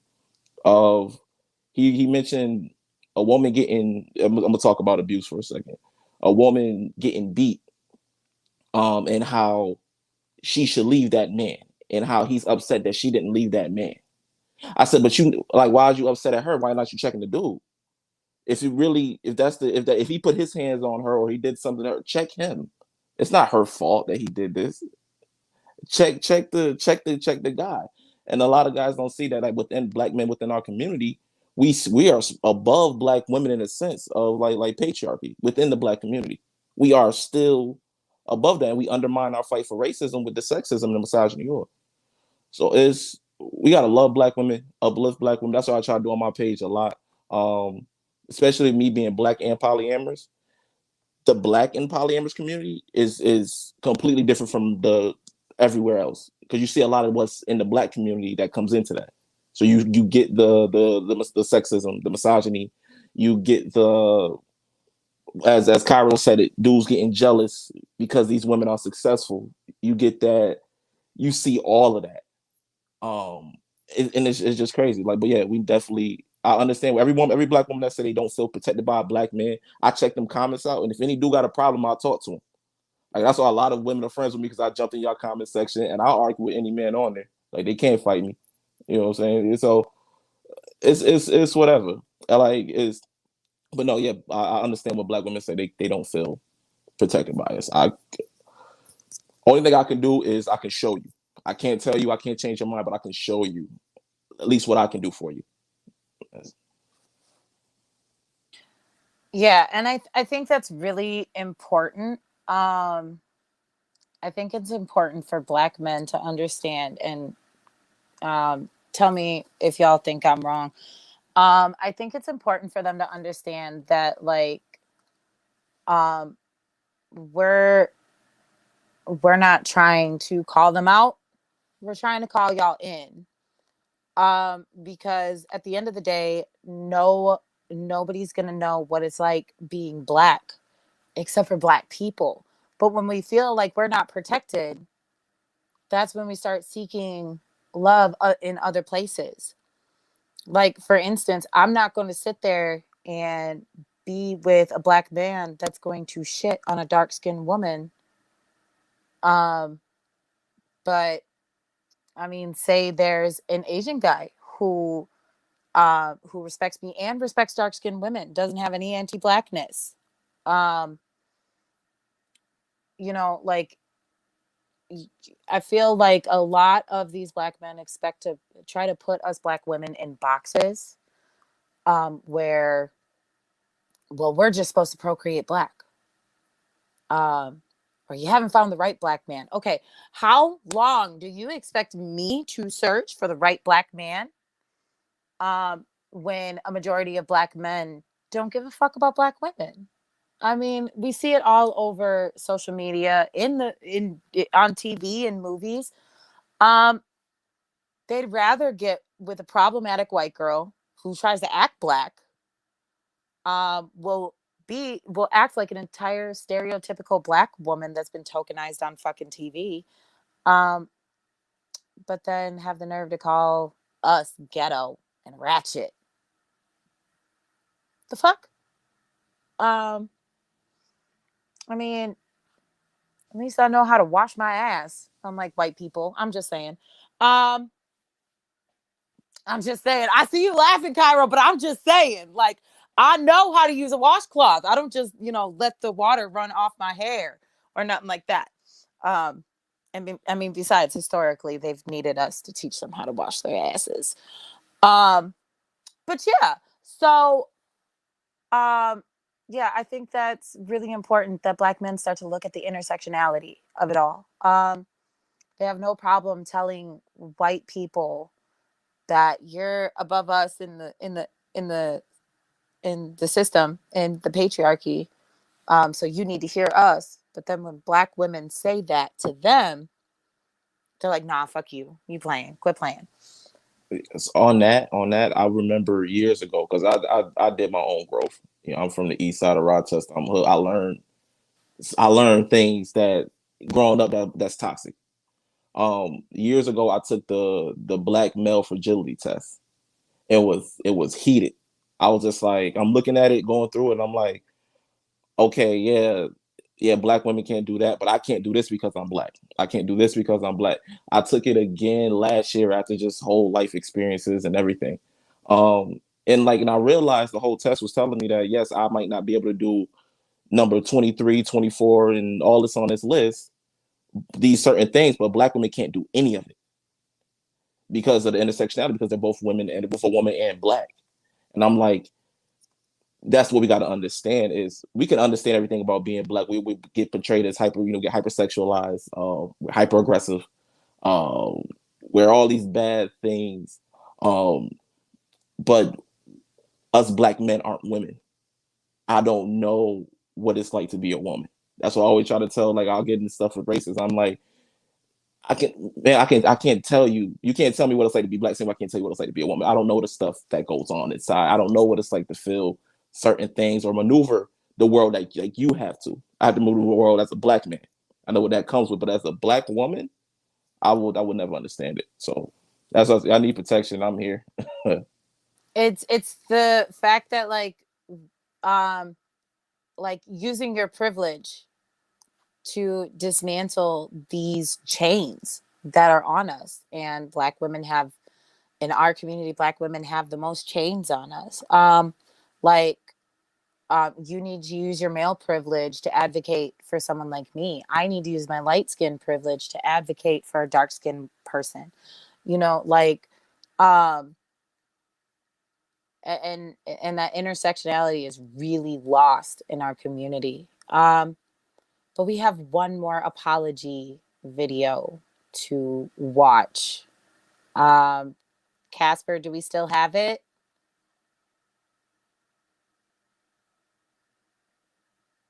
Did we lose Casper? I think we might have lost Casper. Okay, let me see if I can. No, I got you. I'm plugging it in now. One second. Okay, thank you.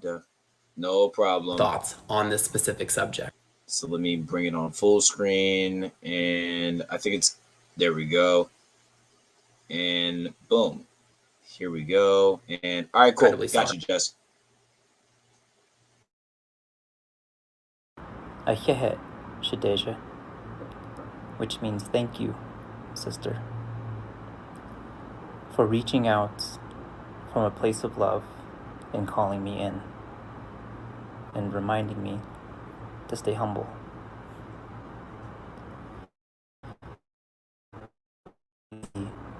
In ceremony, I was taught that we can talk to the Creator all night and wish for ourselves pathways to open up. And in addition, we must also ask and wish for the strength to take those pathways. And I say thank you because I stumbled and fell, and you reached out to help me back up. And you didn't have to do that, but you did. And you ultimately showed me a path that I have wished for. And you're right. It was not my place to accept the apology that Lonnie made to you.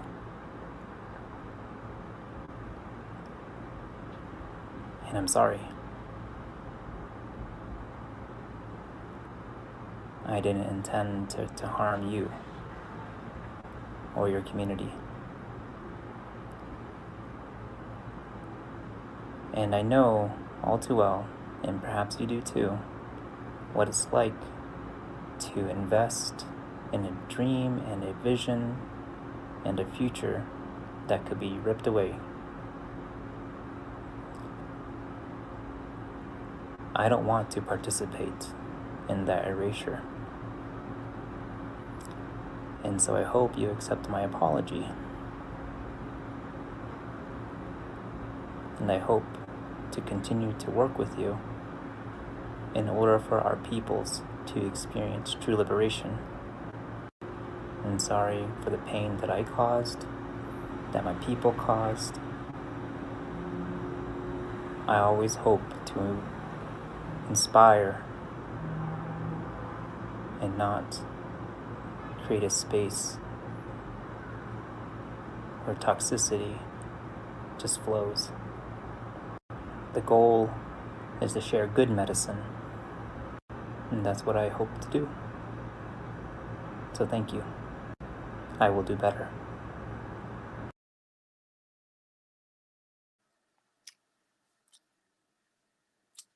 Sorry, I gotta get that bad taste out of my mouth. Anyhow, so for people who are not up to speed on what's been going on, a indigenous woman went to TikTok and would say anti-black things, like the civil rights leaders like Dr. King and Malcolm X were black supremacists.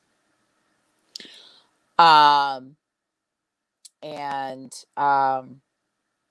Modern Warrior called her in. So she made yeah, Keith, you can send it to Casper, please. So she made an apology video. Gaslighting, but it was an apology. Okay. And Modern Warrior commented and said, I accept this apology, when this woman was supposed to be apologizing to the black community. So that was his apology for doing some dumb shit. And allegedly, anyone who comments on that video and says, I don't accept your apology, Modern Warrior has been blocking. Oh, and he still follows this problematic ass woman. Has promoted her page, even though she's been spewing anti-black shit for a while. But you know, he's got 1.7 million followers. He ain't gonna fucking watch this. He ain't gonna say shit. He'll probably block me. That's okay. But yeah, what do well, Amethyst, you being an accomplice and also an Indigenous woman, how do you feel about that whole scenario?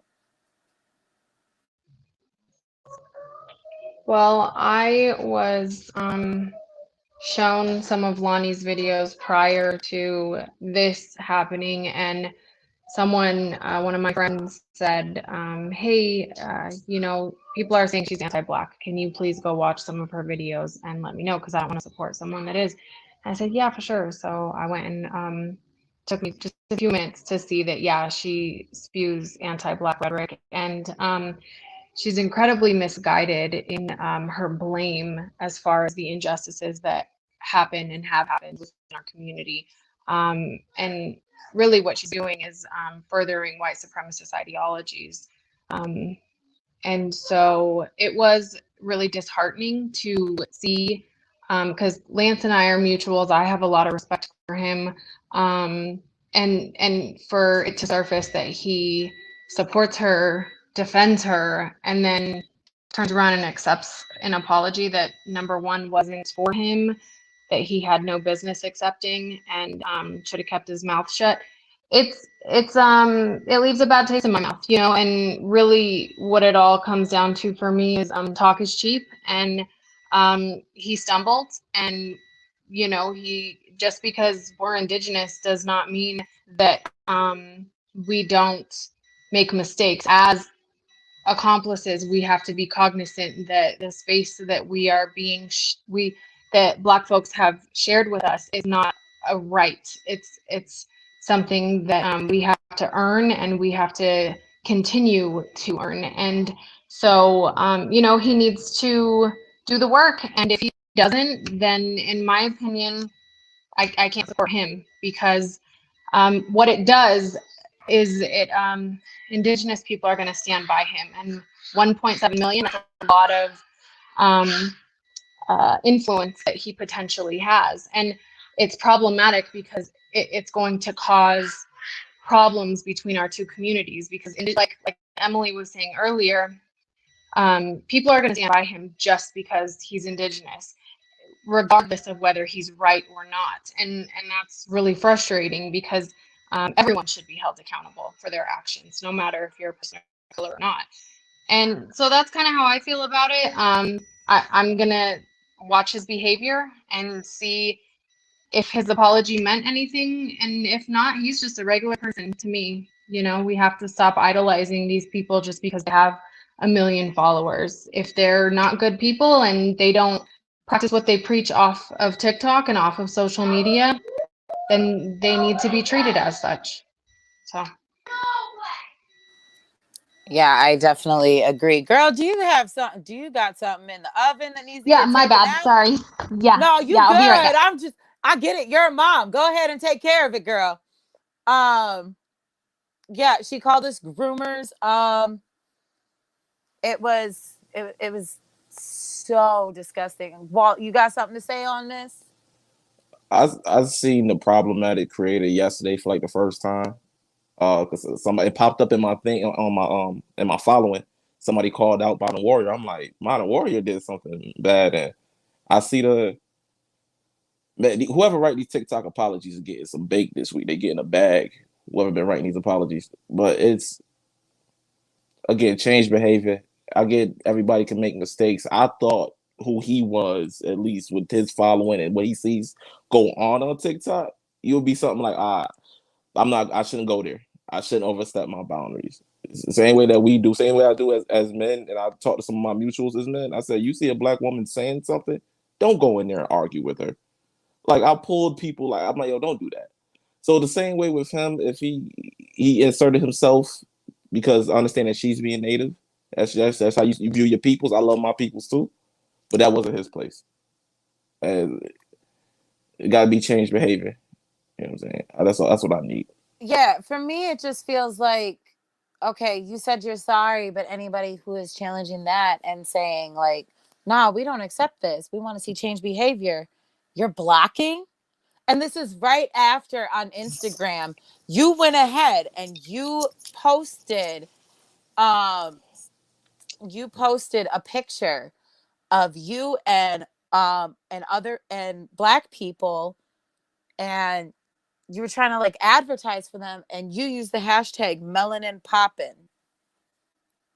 Okay, so you wanted to look pro-black? Is that it? Is that what you were trying to do? Because the fact that you didn't say shit to this girl this entire time, she's been saying problematic shit. Shit. Right. You only Facts. said something when you fucked up. Yeah, get your people. I think the biggest problem that I have with it is realizing and coming to the understanding and doing my own research that he supports her and has for quite some time. And I'm sorry, for me personally, I don't care if you're Indigenous. If I don't support the path that you're on or the narratives that you're pushing, I'm not going to support you just because you're within my community, because you're harboring what I'm trying to do and you're harboring the bigger picture. And so I've been seeing him in a new light lately, and I see him as very egocentric. And I don't like that, because in activist work, your ego needs to be left at the door. We don't have room for feelings or someone trying to be the leader of a cause. We all need to come together and leave our egos at the door. You know what I mean? Oh yeah, I agree. And like Black Girl Warrior said, he totally skipped over all of the problematic shit that she said. He didn't try to challenge that she was calling civil rights leaders fucking black supremacists. He didn't try to challenge. That's out of line. That's out of line. Yeah, he didn't try to challenge the fact that she called us groomers. He didn't challenge any of that. He just said, I called her in. And then accepted her apology. When, bitch, that wasn't your shit to accept. So what he means by I called her in is they had a discussion off app. But here's my take on that. That's fine. And I know that's a lot fine. of you want to have people disagree with me. Here's the thing, though, Amethyst. You want to have a discussion offline, that's fine. But you have 1.7 million followers. You follow her. Even though you had this discussion off app, you need to go on app and say what she said was wrong. It was not factual. That's what he should have done, instead of just being like, I called her in. Because the disrespect happened online for everyone to see. So the repercussions to that, or the discussion, whatever they had, also needs to be online. That's just mutual respect for me. Because how do we know as viewers what you guys said if it's offline? To me, that's give it 6 months. Give it 6 months. We're gonna be seeing more screenshots, just like Evelyn and Bear Paul. I'm just fucking saying. She said this dumb shit publicly, so she needs to be publicly corrected. She wasn't listening to black people. So you claiming to be an accomplice for black people, it was on your ass to publicly correct her. There's no ifs, ands, or buts about it. I mean, especially with that much influence. If it happens on the app, it should get dealt with on the app. Agreed. I mean, because we have no problem calling out we have no problem calling out, cones on the fucking app. We have no problem calling out people who spread anti-blackness or, anti-Asian or anti-Indigenous. We have no problems calling that out on the app. But for him to have such a huge following, still follow her and be like, nah, we discussed this. We all good. It leaves a horrible taste in my mouth. It seems performative. It seems like you just said whatever the fuck you could say so that you got all the black people off your ass. And that's disgusting. Yeah, I agree. And even to be honest and transparent, don't do that again. Sorry, my son. His apology to me seemed very theatrical. Don't you think? He was calculated. Auditioning for a play. It was calculated. Yeah, it was too And what do pretty. you think? And I don't like that. What do you think? Very pretty, yeah.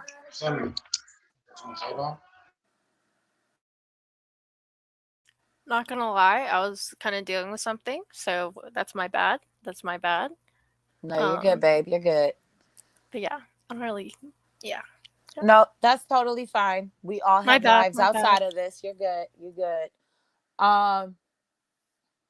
Yeah, TikTok didn't take it down. He told her to take it down.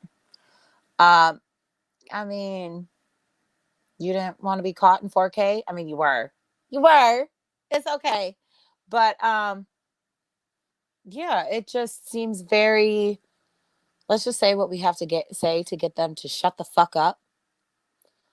And then we're going to keep carrying on like this never happened. And anybody that wants to keep holding me accountable, I'm going to block you. That's the feeling I get. I mean, it's just shit upon shit upon shit to me. But yeah. So as far as apologies from these so-called allies, I mean, general consensus, what y'all think? Who I want to go need first? change behavior. I Talk don't is do the cheap. work. Yeah, I need change behavior. I can't do the. We seen these apologies. I've seen this episode already a million times over.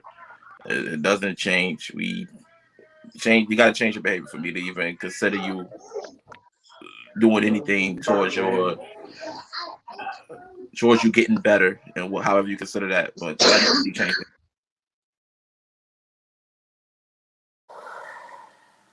I agree. I completely agree. It needs to be off app too. Like, don't just come on the app and speak, because words ultimately mean nothing. I have 3 kids. I tell them all the time, what can I do with an apology? The damage is done. Nothing's going to take that back. So changed behavior will work on healing that. But that's pretty much all you can do, you know. Well, and I just want to point this out to all of the performative allies who may be watching. Eventually, it's going to come out.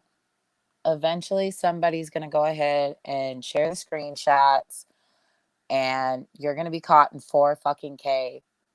So, I mean, if you don't mean it, don't fucking say it. And honestly, What's done in the dark always comes to light. Exactly. And I'm gonna say it like this. Y'all don't have the balls to say this to our faces. I respect white racists more than I respect y'all, because they'll at least say it to my motherfucking face. They know results may vary depending on who the fuck they saying it to. They know they might end up getting their jaw knocked loose, but at least they have the balls to say it. Y'all want to sit there and smile in our faces and talk shit behind our backs. I got even less respect for you. Even less. And the fact that you want to come into our communities under the guise of unity, and act like you want to help our communities and shit on us when you think nobody's looking or you think it's safe to, that speaks more to your character than to ours, baby. And I think you should see somebody for that. 100%. Yep. But yeah, let's talk about appropriation, cultural appropriation. So we've seen it with the dream catchers. We see it with the is it called fox eye trend? See it with the fox eye trend. We see it with white people wearing braids. What why don't y'all define for me the difference between appropriation and appreciation? Who want to go first? So with appropriation versus appreciation is learning about this culture, learning about, it's learning to appreciate. That's what I think appreciation is. Appropriation is when you're gonna just take us. It uses as use us as your either identity persona. It's the box braids that's not meant for your hair. It's the way that you dress. And for being black, it was always a negative annotation growing up from the '90s. So like girls with the box braids was called ghetto. But now white women want the braids. They want the butts. They want the lips. They want everything that was bad about being black because it's trendy now. So I think appropriation is you want to take this. You just want to take. Appreciation is, hey, I want to learn about your culture so I can get a broader perspective of what it is. And that's my take on it. Yeah, I agree there. My culture should not be your aesthetic. I can't take this off. I can't take these features off. I can't change my hair. Well, I can, but it's a lot of chemicals and it makes my shit fall out, and I don't want to. I love my natural hair. Um, and like there was all these white women who participated in the Black Barbie trend. They took that sound or the sound from shit, what was it? I believe it was from Harriet Tubman's movie. That weight on my shoulders. That one. Oh my God. No. Look, them white girls with the hands on my knees. I can't do that. Oh, the Megan joint. That was funny. Yeah, but they also took, I believe it was Rise Up that they tried taking. I must not been all around that from time. From the movie Harriet, which was about Harriet Tubman. Like one of our most iconic Black figures, and her history has been whitewashed, but that'll be another conversation. Y'all thought it was yours. Fucking why? It seems as though everything Something that's that meant I've for Black noticed people. lately. Go ahead. Sorry, I didn't mean to I'm interrupt. lagging. Is that problematic? Oh, maybe. Sorry, maybe. Problematic white women will say some racist shit or do something super problematic, and then to try to justify it, they will claim indigenous heritage or say, "Well, I'm Native." And I've been seeing that a lot lately, and that makes me very distrusting of, because I'm never going to be one to be like, "Oh, you're not Native because you look a certain way," but it makes me feel like people are using our culture as a way to fit into spaces that they don't belong.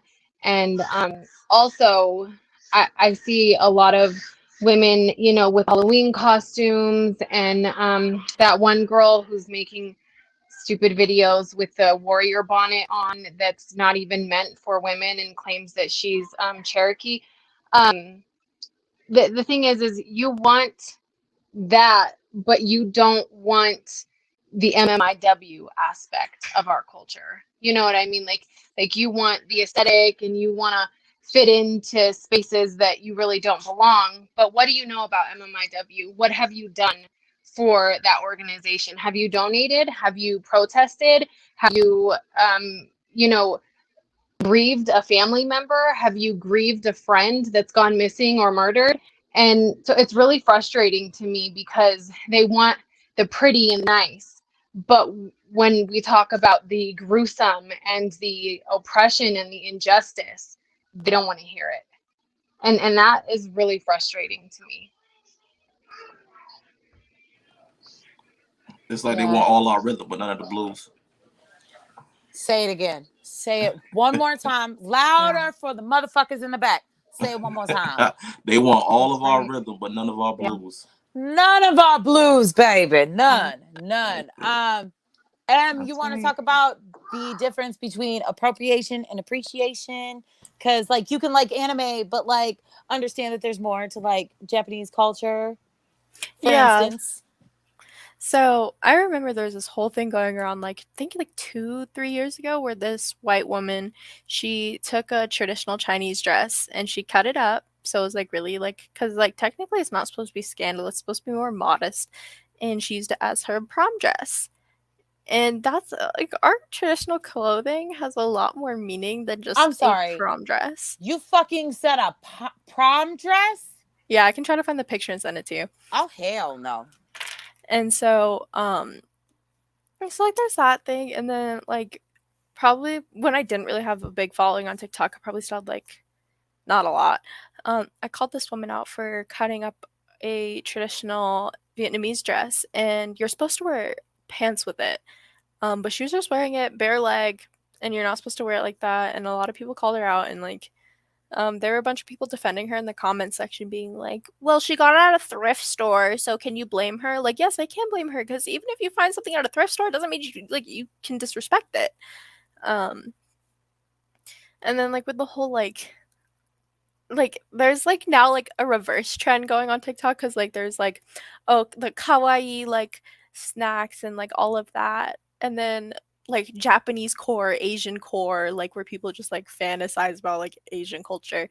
Now there's a thing called American core, and I guess this goes for like all races and all of that and all like cultures, where it's like they'll take like really weird like um weird to us. So like the Confederate flag. There was a video going on TikTok that was posted like a day ago, and this guy was wearing Confederate flag shorts, and he was going up a ski lift, and the girl goes, the caption was American core, and then she goes, "I love your culture," or something like that. It was like trying to mock him. I fucking hate it here. I hate it here. And by here I mean this fucking planet. And so yeah. So now there's like a whole mockery of like making fun of people who use like people of colors like cultures, and now they're making it American core, where it's just like, oh, let's prepare like an American core snack, where they grab like a Lunchable and like a Gatorade, and like here's your American core snack. So it's just like they're trying to like reverse it and like make fun of like Americans, like the good yeehaw. Can we just terraform some other planet far, far away? Yeah. And can we take all of the people of color and go there? And I mean, white people already have destroyed the earth. So just let's leave them this shit. I think it's more like They can have it, 99%. and we'll go somewhere else. And just, I'm so done with white people. Oh yeah, and like I got a tattoo that's supposed to be of like my Chinese zodiac year, which is a sheep.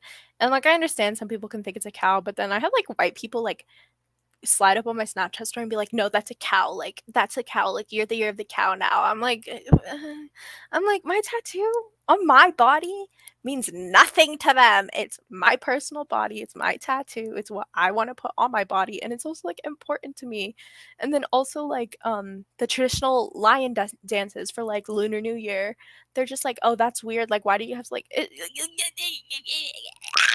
So like the difference to appropriation to me is like appreciation is like learning about it, doing it traditionally, like actually understanding what they're doing, and then I think that meant that's appreciation, knowing and understanding, and then appropriation is like taking what's not theirs and using it for their own benefit or their want, their look, their style, what they want to do with it. Yeah. It's, I get like white people.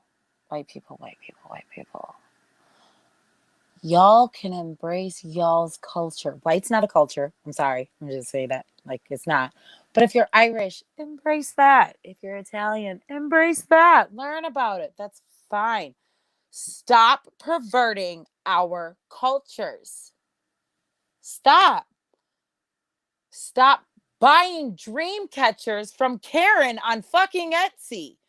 Stop fucking going to Paul Mitchell and getting slipped up motherfucking box braids. Stop cutting up traditional Chinese dresses just so you can try to look fucking exotic. Because let me tell you something.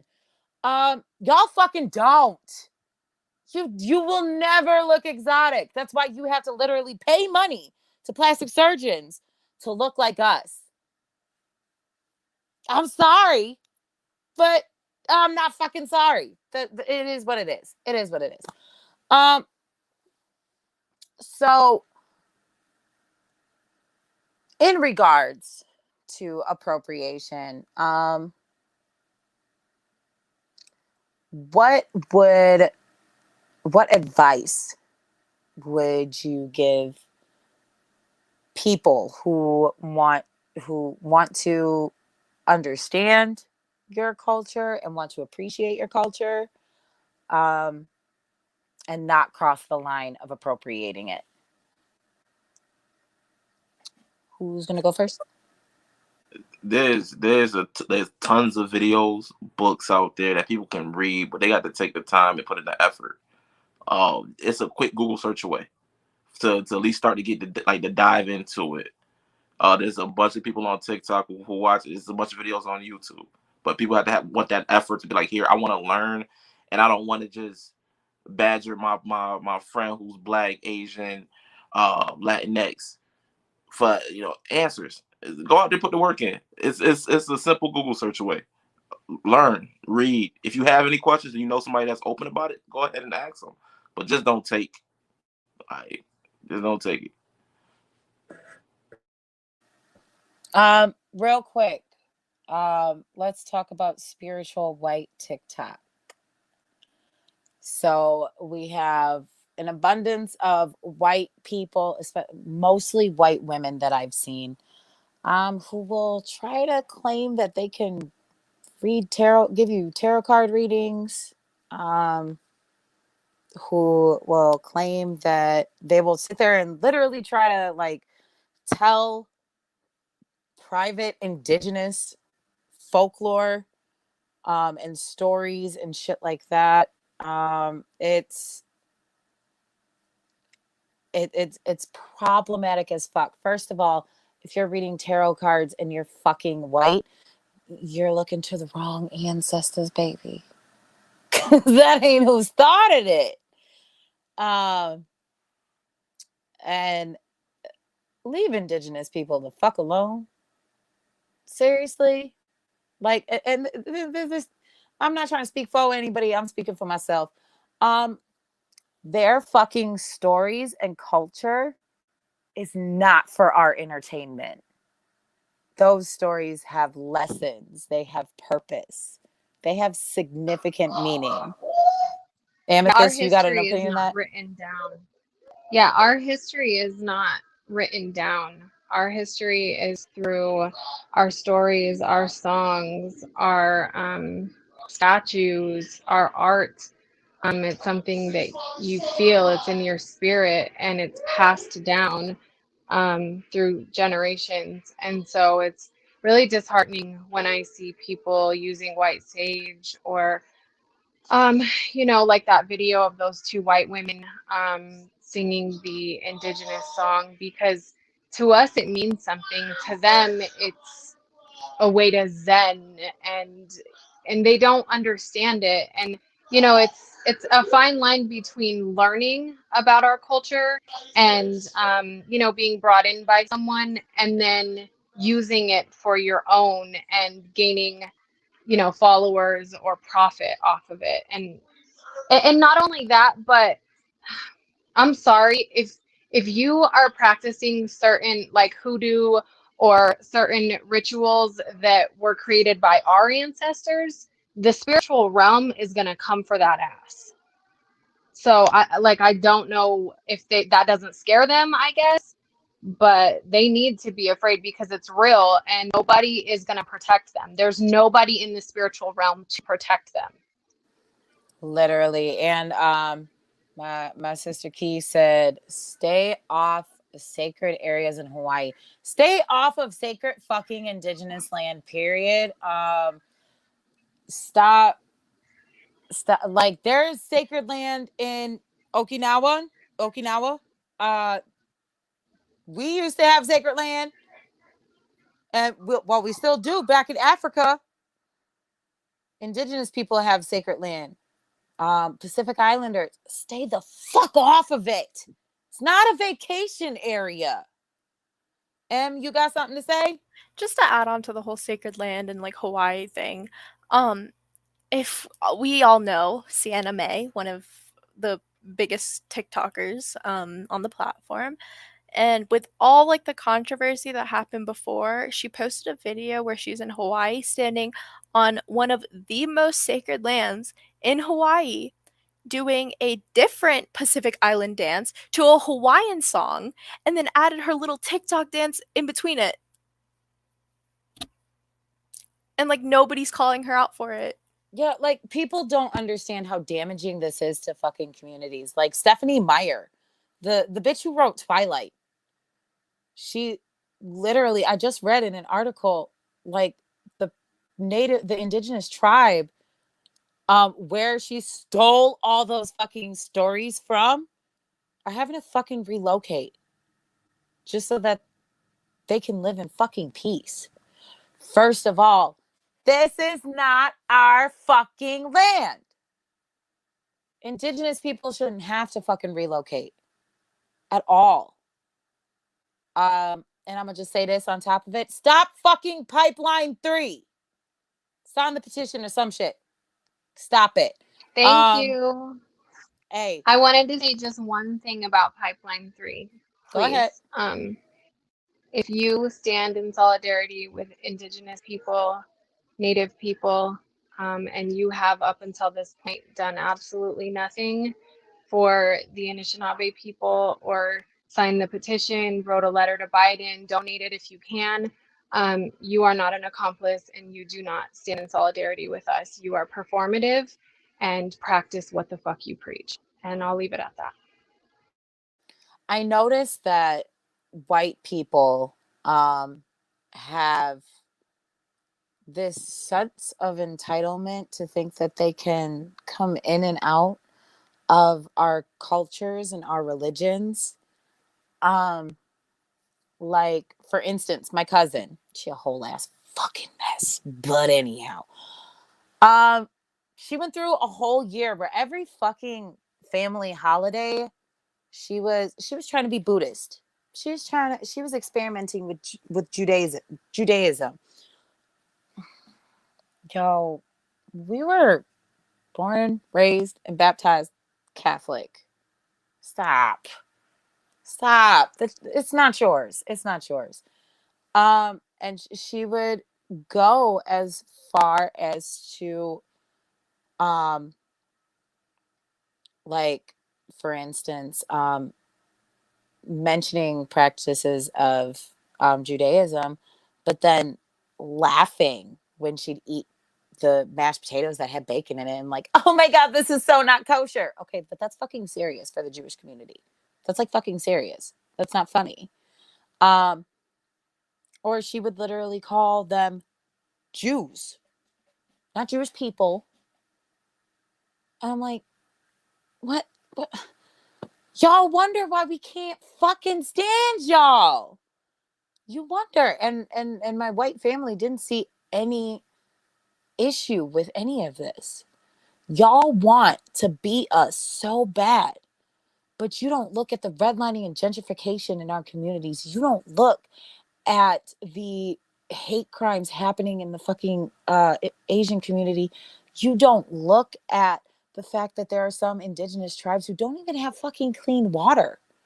You want all of our expression and none of our oppression.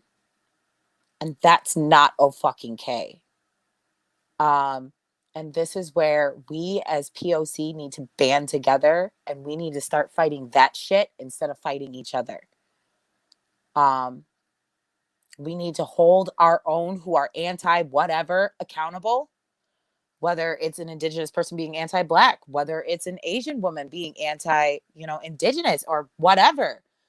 We need to start holding our own accountable so that way we can heal the bonds between us as POC and start fighting that white supremacy. Period. You got something to say, Amethyst? Go ahead. And that includes, because I white solidarity or whatever race you are, if you're not calling out problematic behavior when no one is there to see you, that's a problem. It needs to be consistent always, whether you're at the dinner table with your family members or you're on the streets and you hear someone say something. People need to be held accountable at all times when nobody is Exactly. there to see it, because otherwise they get comfortable in that, and they're like, nobody's going to do anything, so I'm just going to keep it up. So Definitely. Don't just do it for the camera. Don't do it for the likes, shares, and follows. That is directed at y'all three that I just fucking mentioned tonight. Do it because it's wrong. It's fucking wrong to sit there. Silence is violence. Silence is the language of the oppressor. Stop being silent. Use your privilege. Use your fucking voice. Because otherwise, we're never going to fucking win. Walt? Like, you're right. Silence is violence. I think MLK said something like, I won't remember the words of my enemies, but the silence of my friends. Like, I know who there for me. I know this world gonna hate me. This world I'm from New York. I'm 1990. I got stopped in Frisk when I was 6. I know how much this world hate me.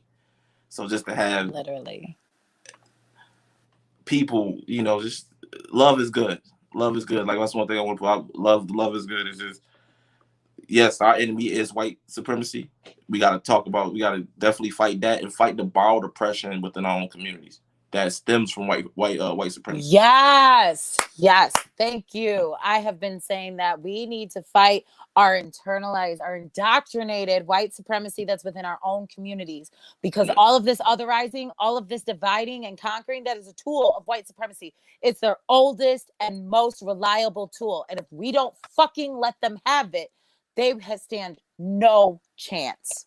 So a big creator commented something or said something. I gotta find her name. She said, "You take racism out of the community, out of the Black community. How are we different than like white conservative men?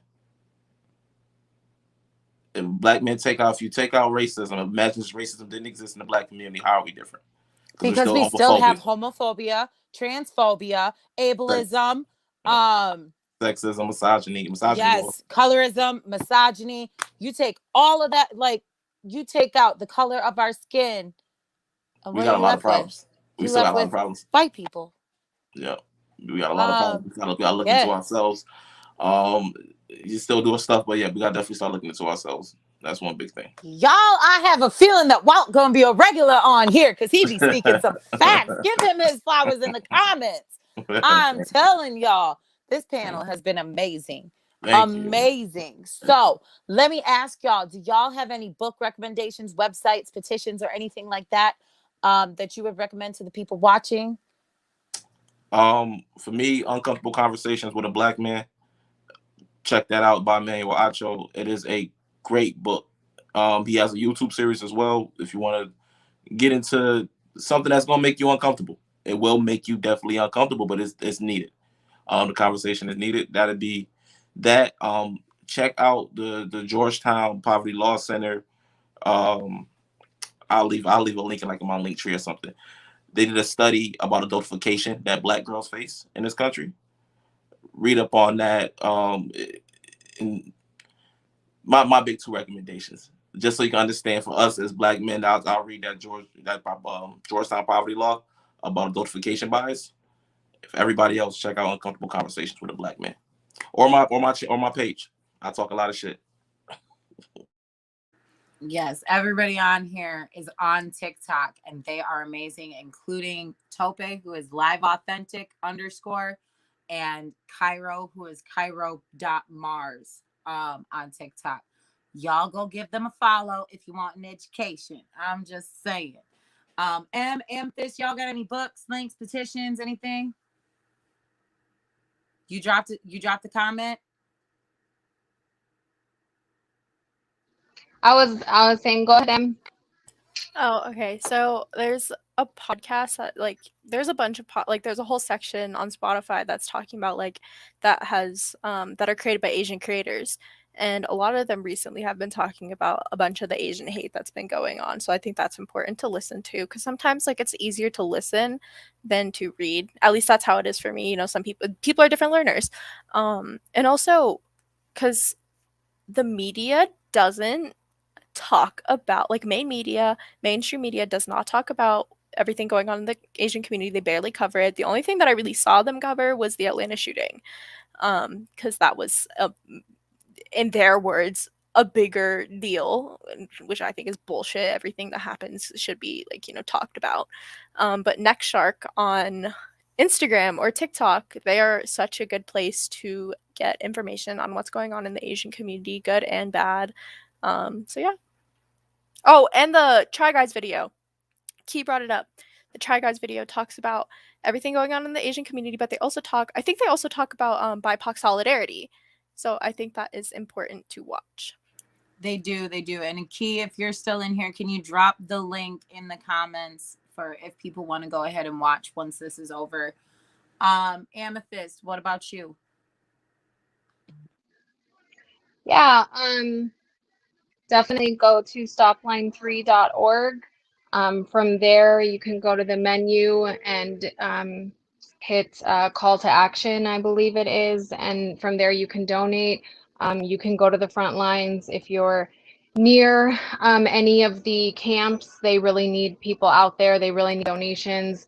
I just finished reading The New Jim Crow. Definitely, I suggest that. That's a great book. And then The Other Slavery, which is the history of indigenous slavery in the U.S., is also a great book. And just a tip for anyone, I have 3 kids, so it's hard for me to be in a book. So I have Audible, and I never knew this until recently. Every time you purchase something off of Amazon, you get credits to Audible. And so you don't end up having to pay for the book. You just use your credits. And then you can just listen to it on Audible, and it saves you money. And I know that for some people, reading like the actual words is essential, but it's a way to save money. And so, yeah, much love. Appreciate it. So I think for mine, if you want to challenge if you are a Black or mixed person and you want to challenge that internalized anti-Blackness, Miseducation of the Negro, is a very good read.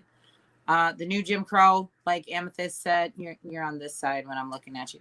Like Amethyst said, definitely worth a read. Black Fatigue by Mary Frances Winters is one that my sister V is suggesting.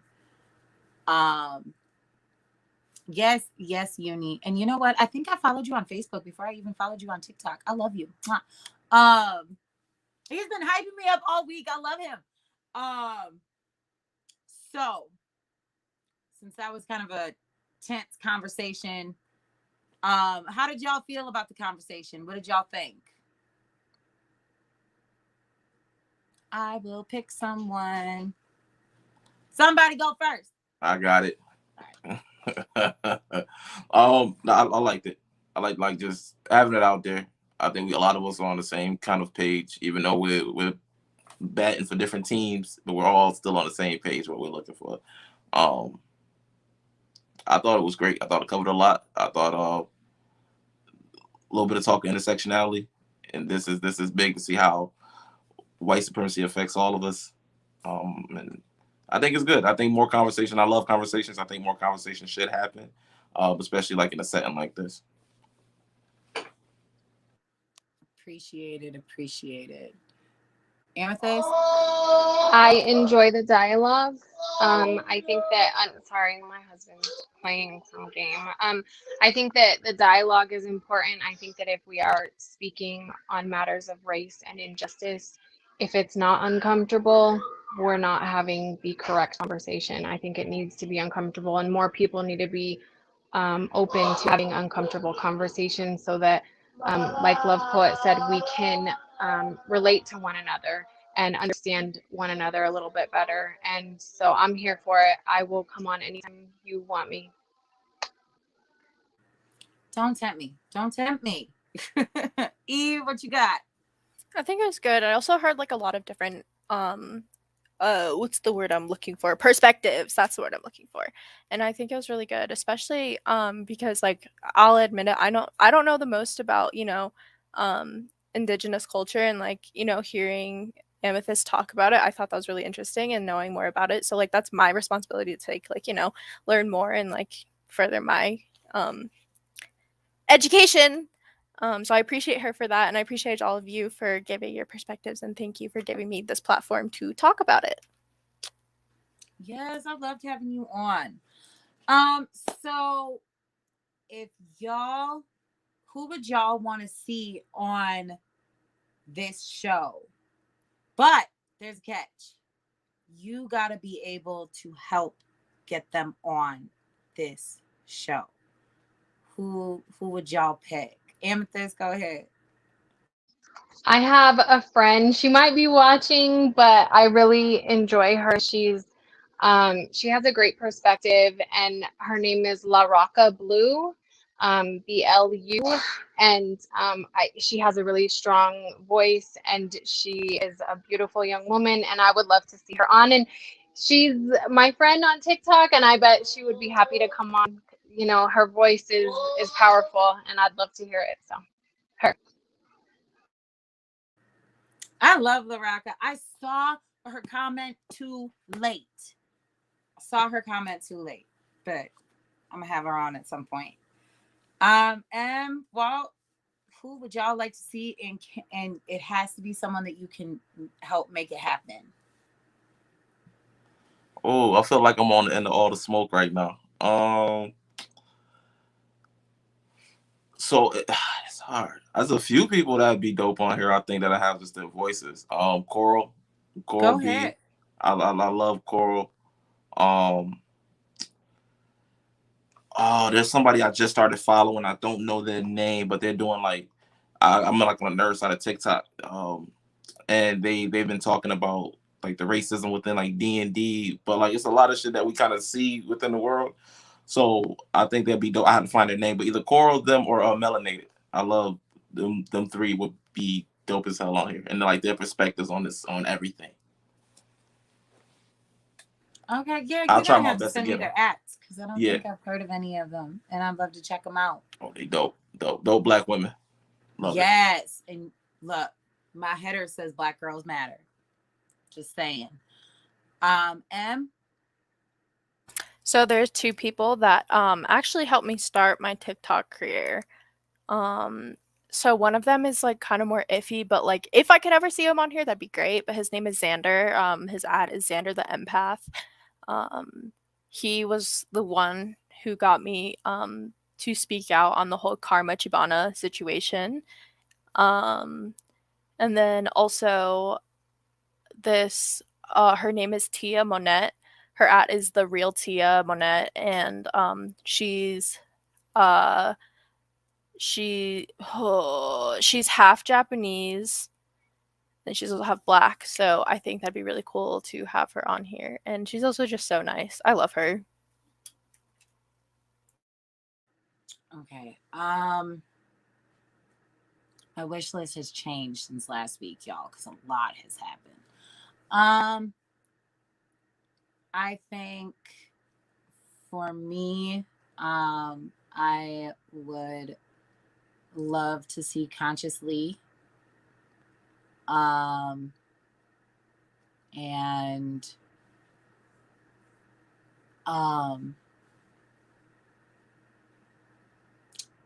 I would definitely still love to have a conversation with Modern Warrior, but it wouldn't be the same type of conversation it was.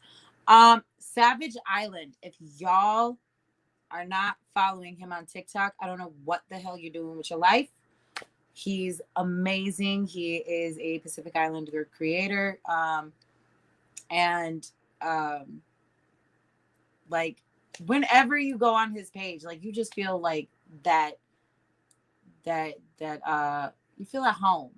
Like he's not there to hurt your feelings, but he's also not going to take no shit. I love him. So yeah, that is, yes, Young Merc. Yes. Merc. I would love to have him on. I was in Chicago too. Oh, I would have loved to link up and just pick his brain. He's so intelligent. I'm mutuals with him. I'll DM him tonight. I promise. I'll DM him tonight. I would love that. I would love that. But yeah, and I would love to have Uni on. We're gonna talk, babe. We're gonna talk. But yeah, I think this conversation was amazing. If it made you feel uncomfortable, good, because that's the fucking point of it. Everybody go ahead and yes, I don't know how to pronounce it, but I think her name is Melissa. I would love to have her on as well. Aunt Karen is another good one. But anyways, I want everybody to thank our panelists. Live Authentic and Cairo had to drop out a little bit early, but yeah, thanks y'all for watching. Y'all stick around after I end the broadcast. We're gonna talk and chill for a minute. And to everybody at home, don't be a dick. See you later.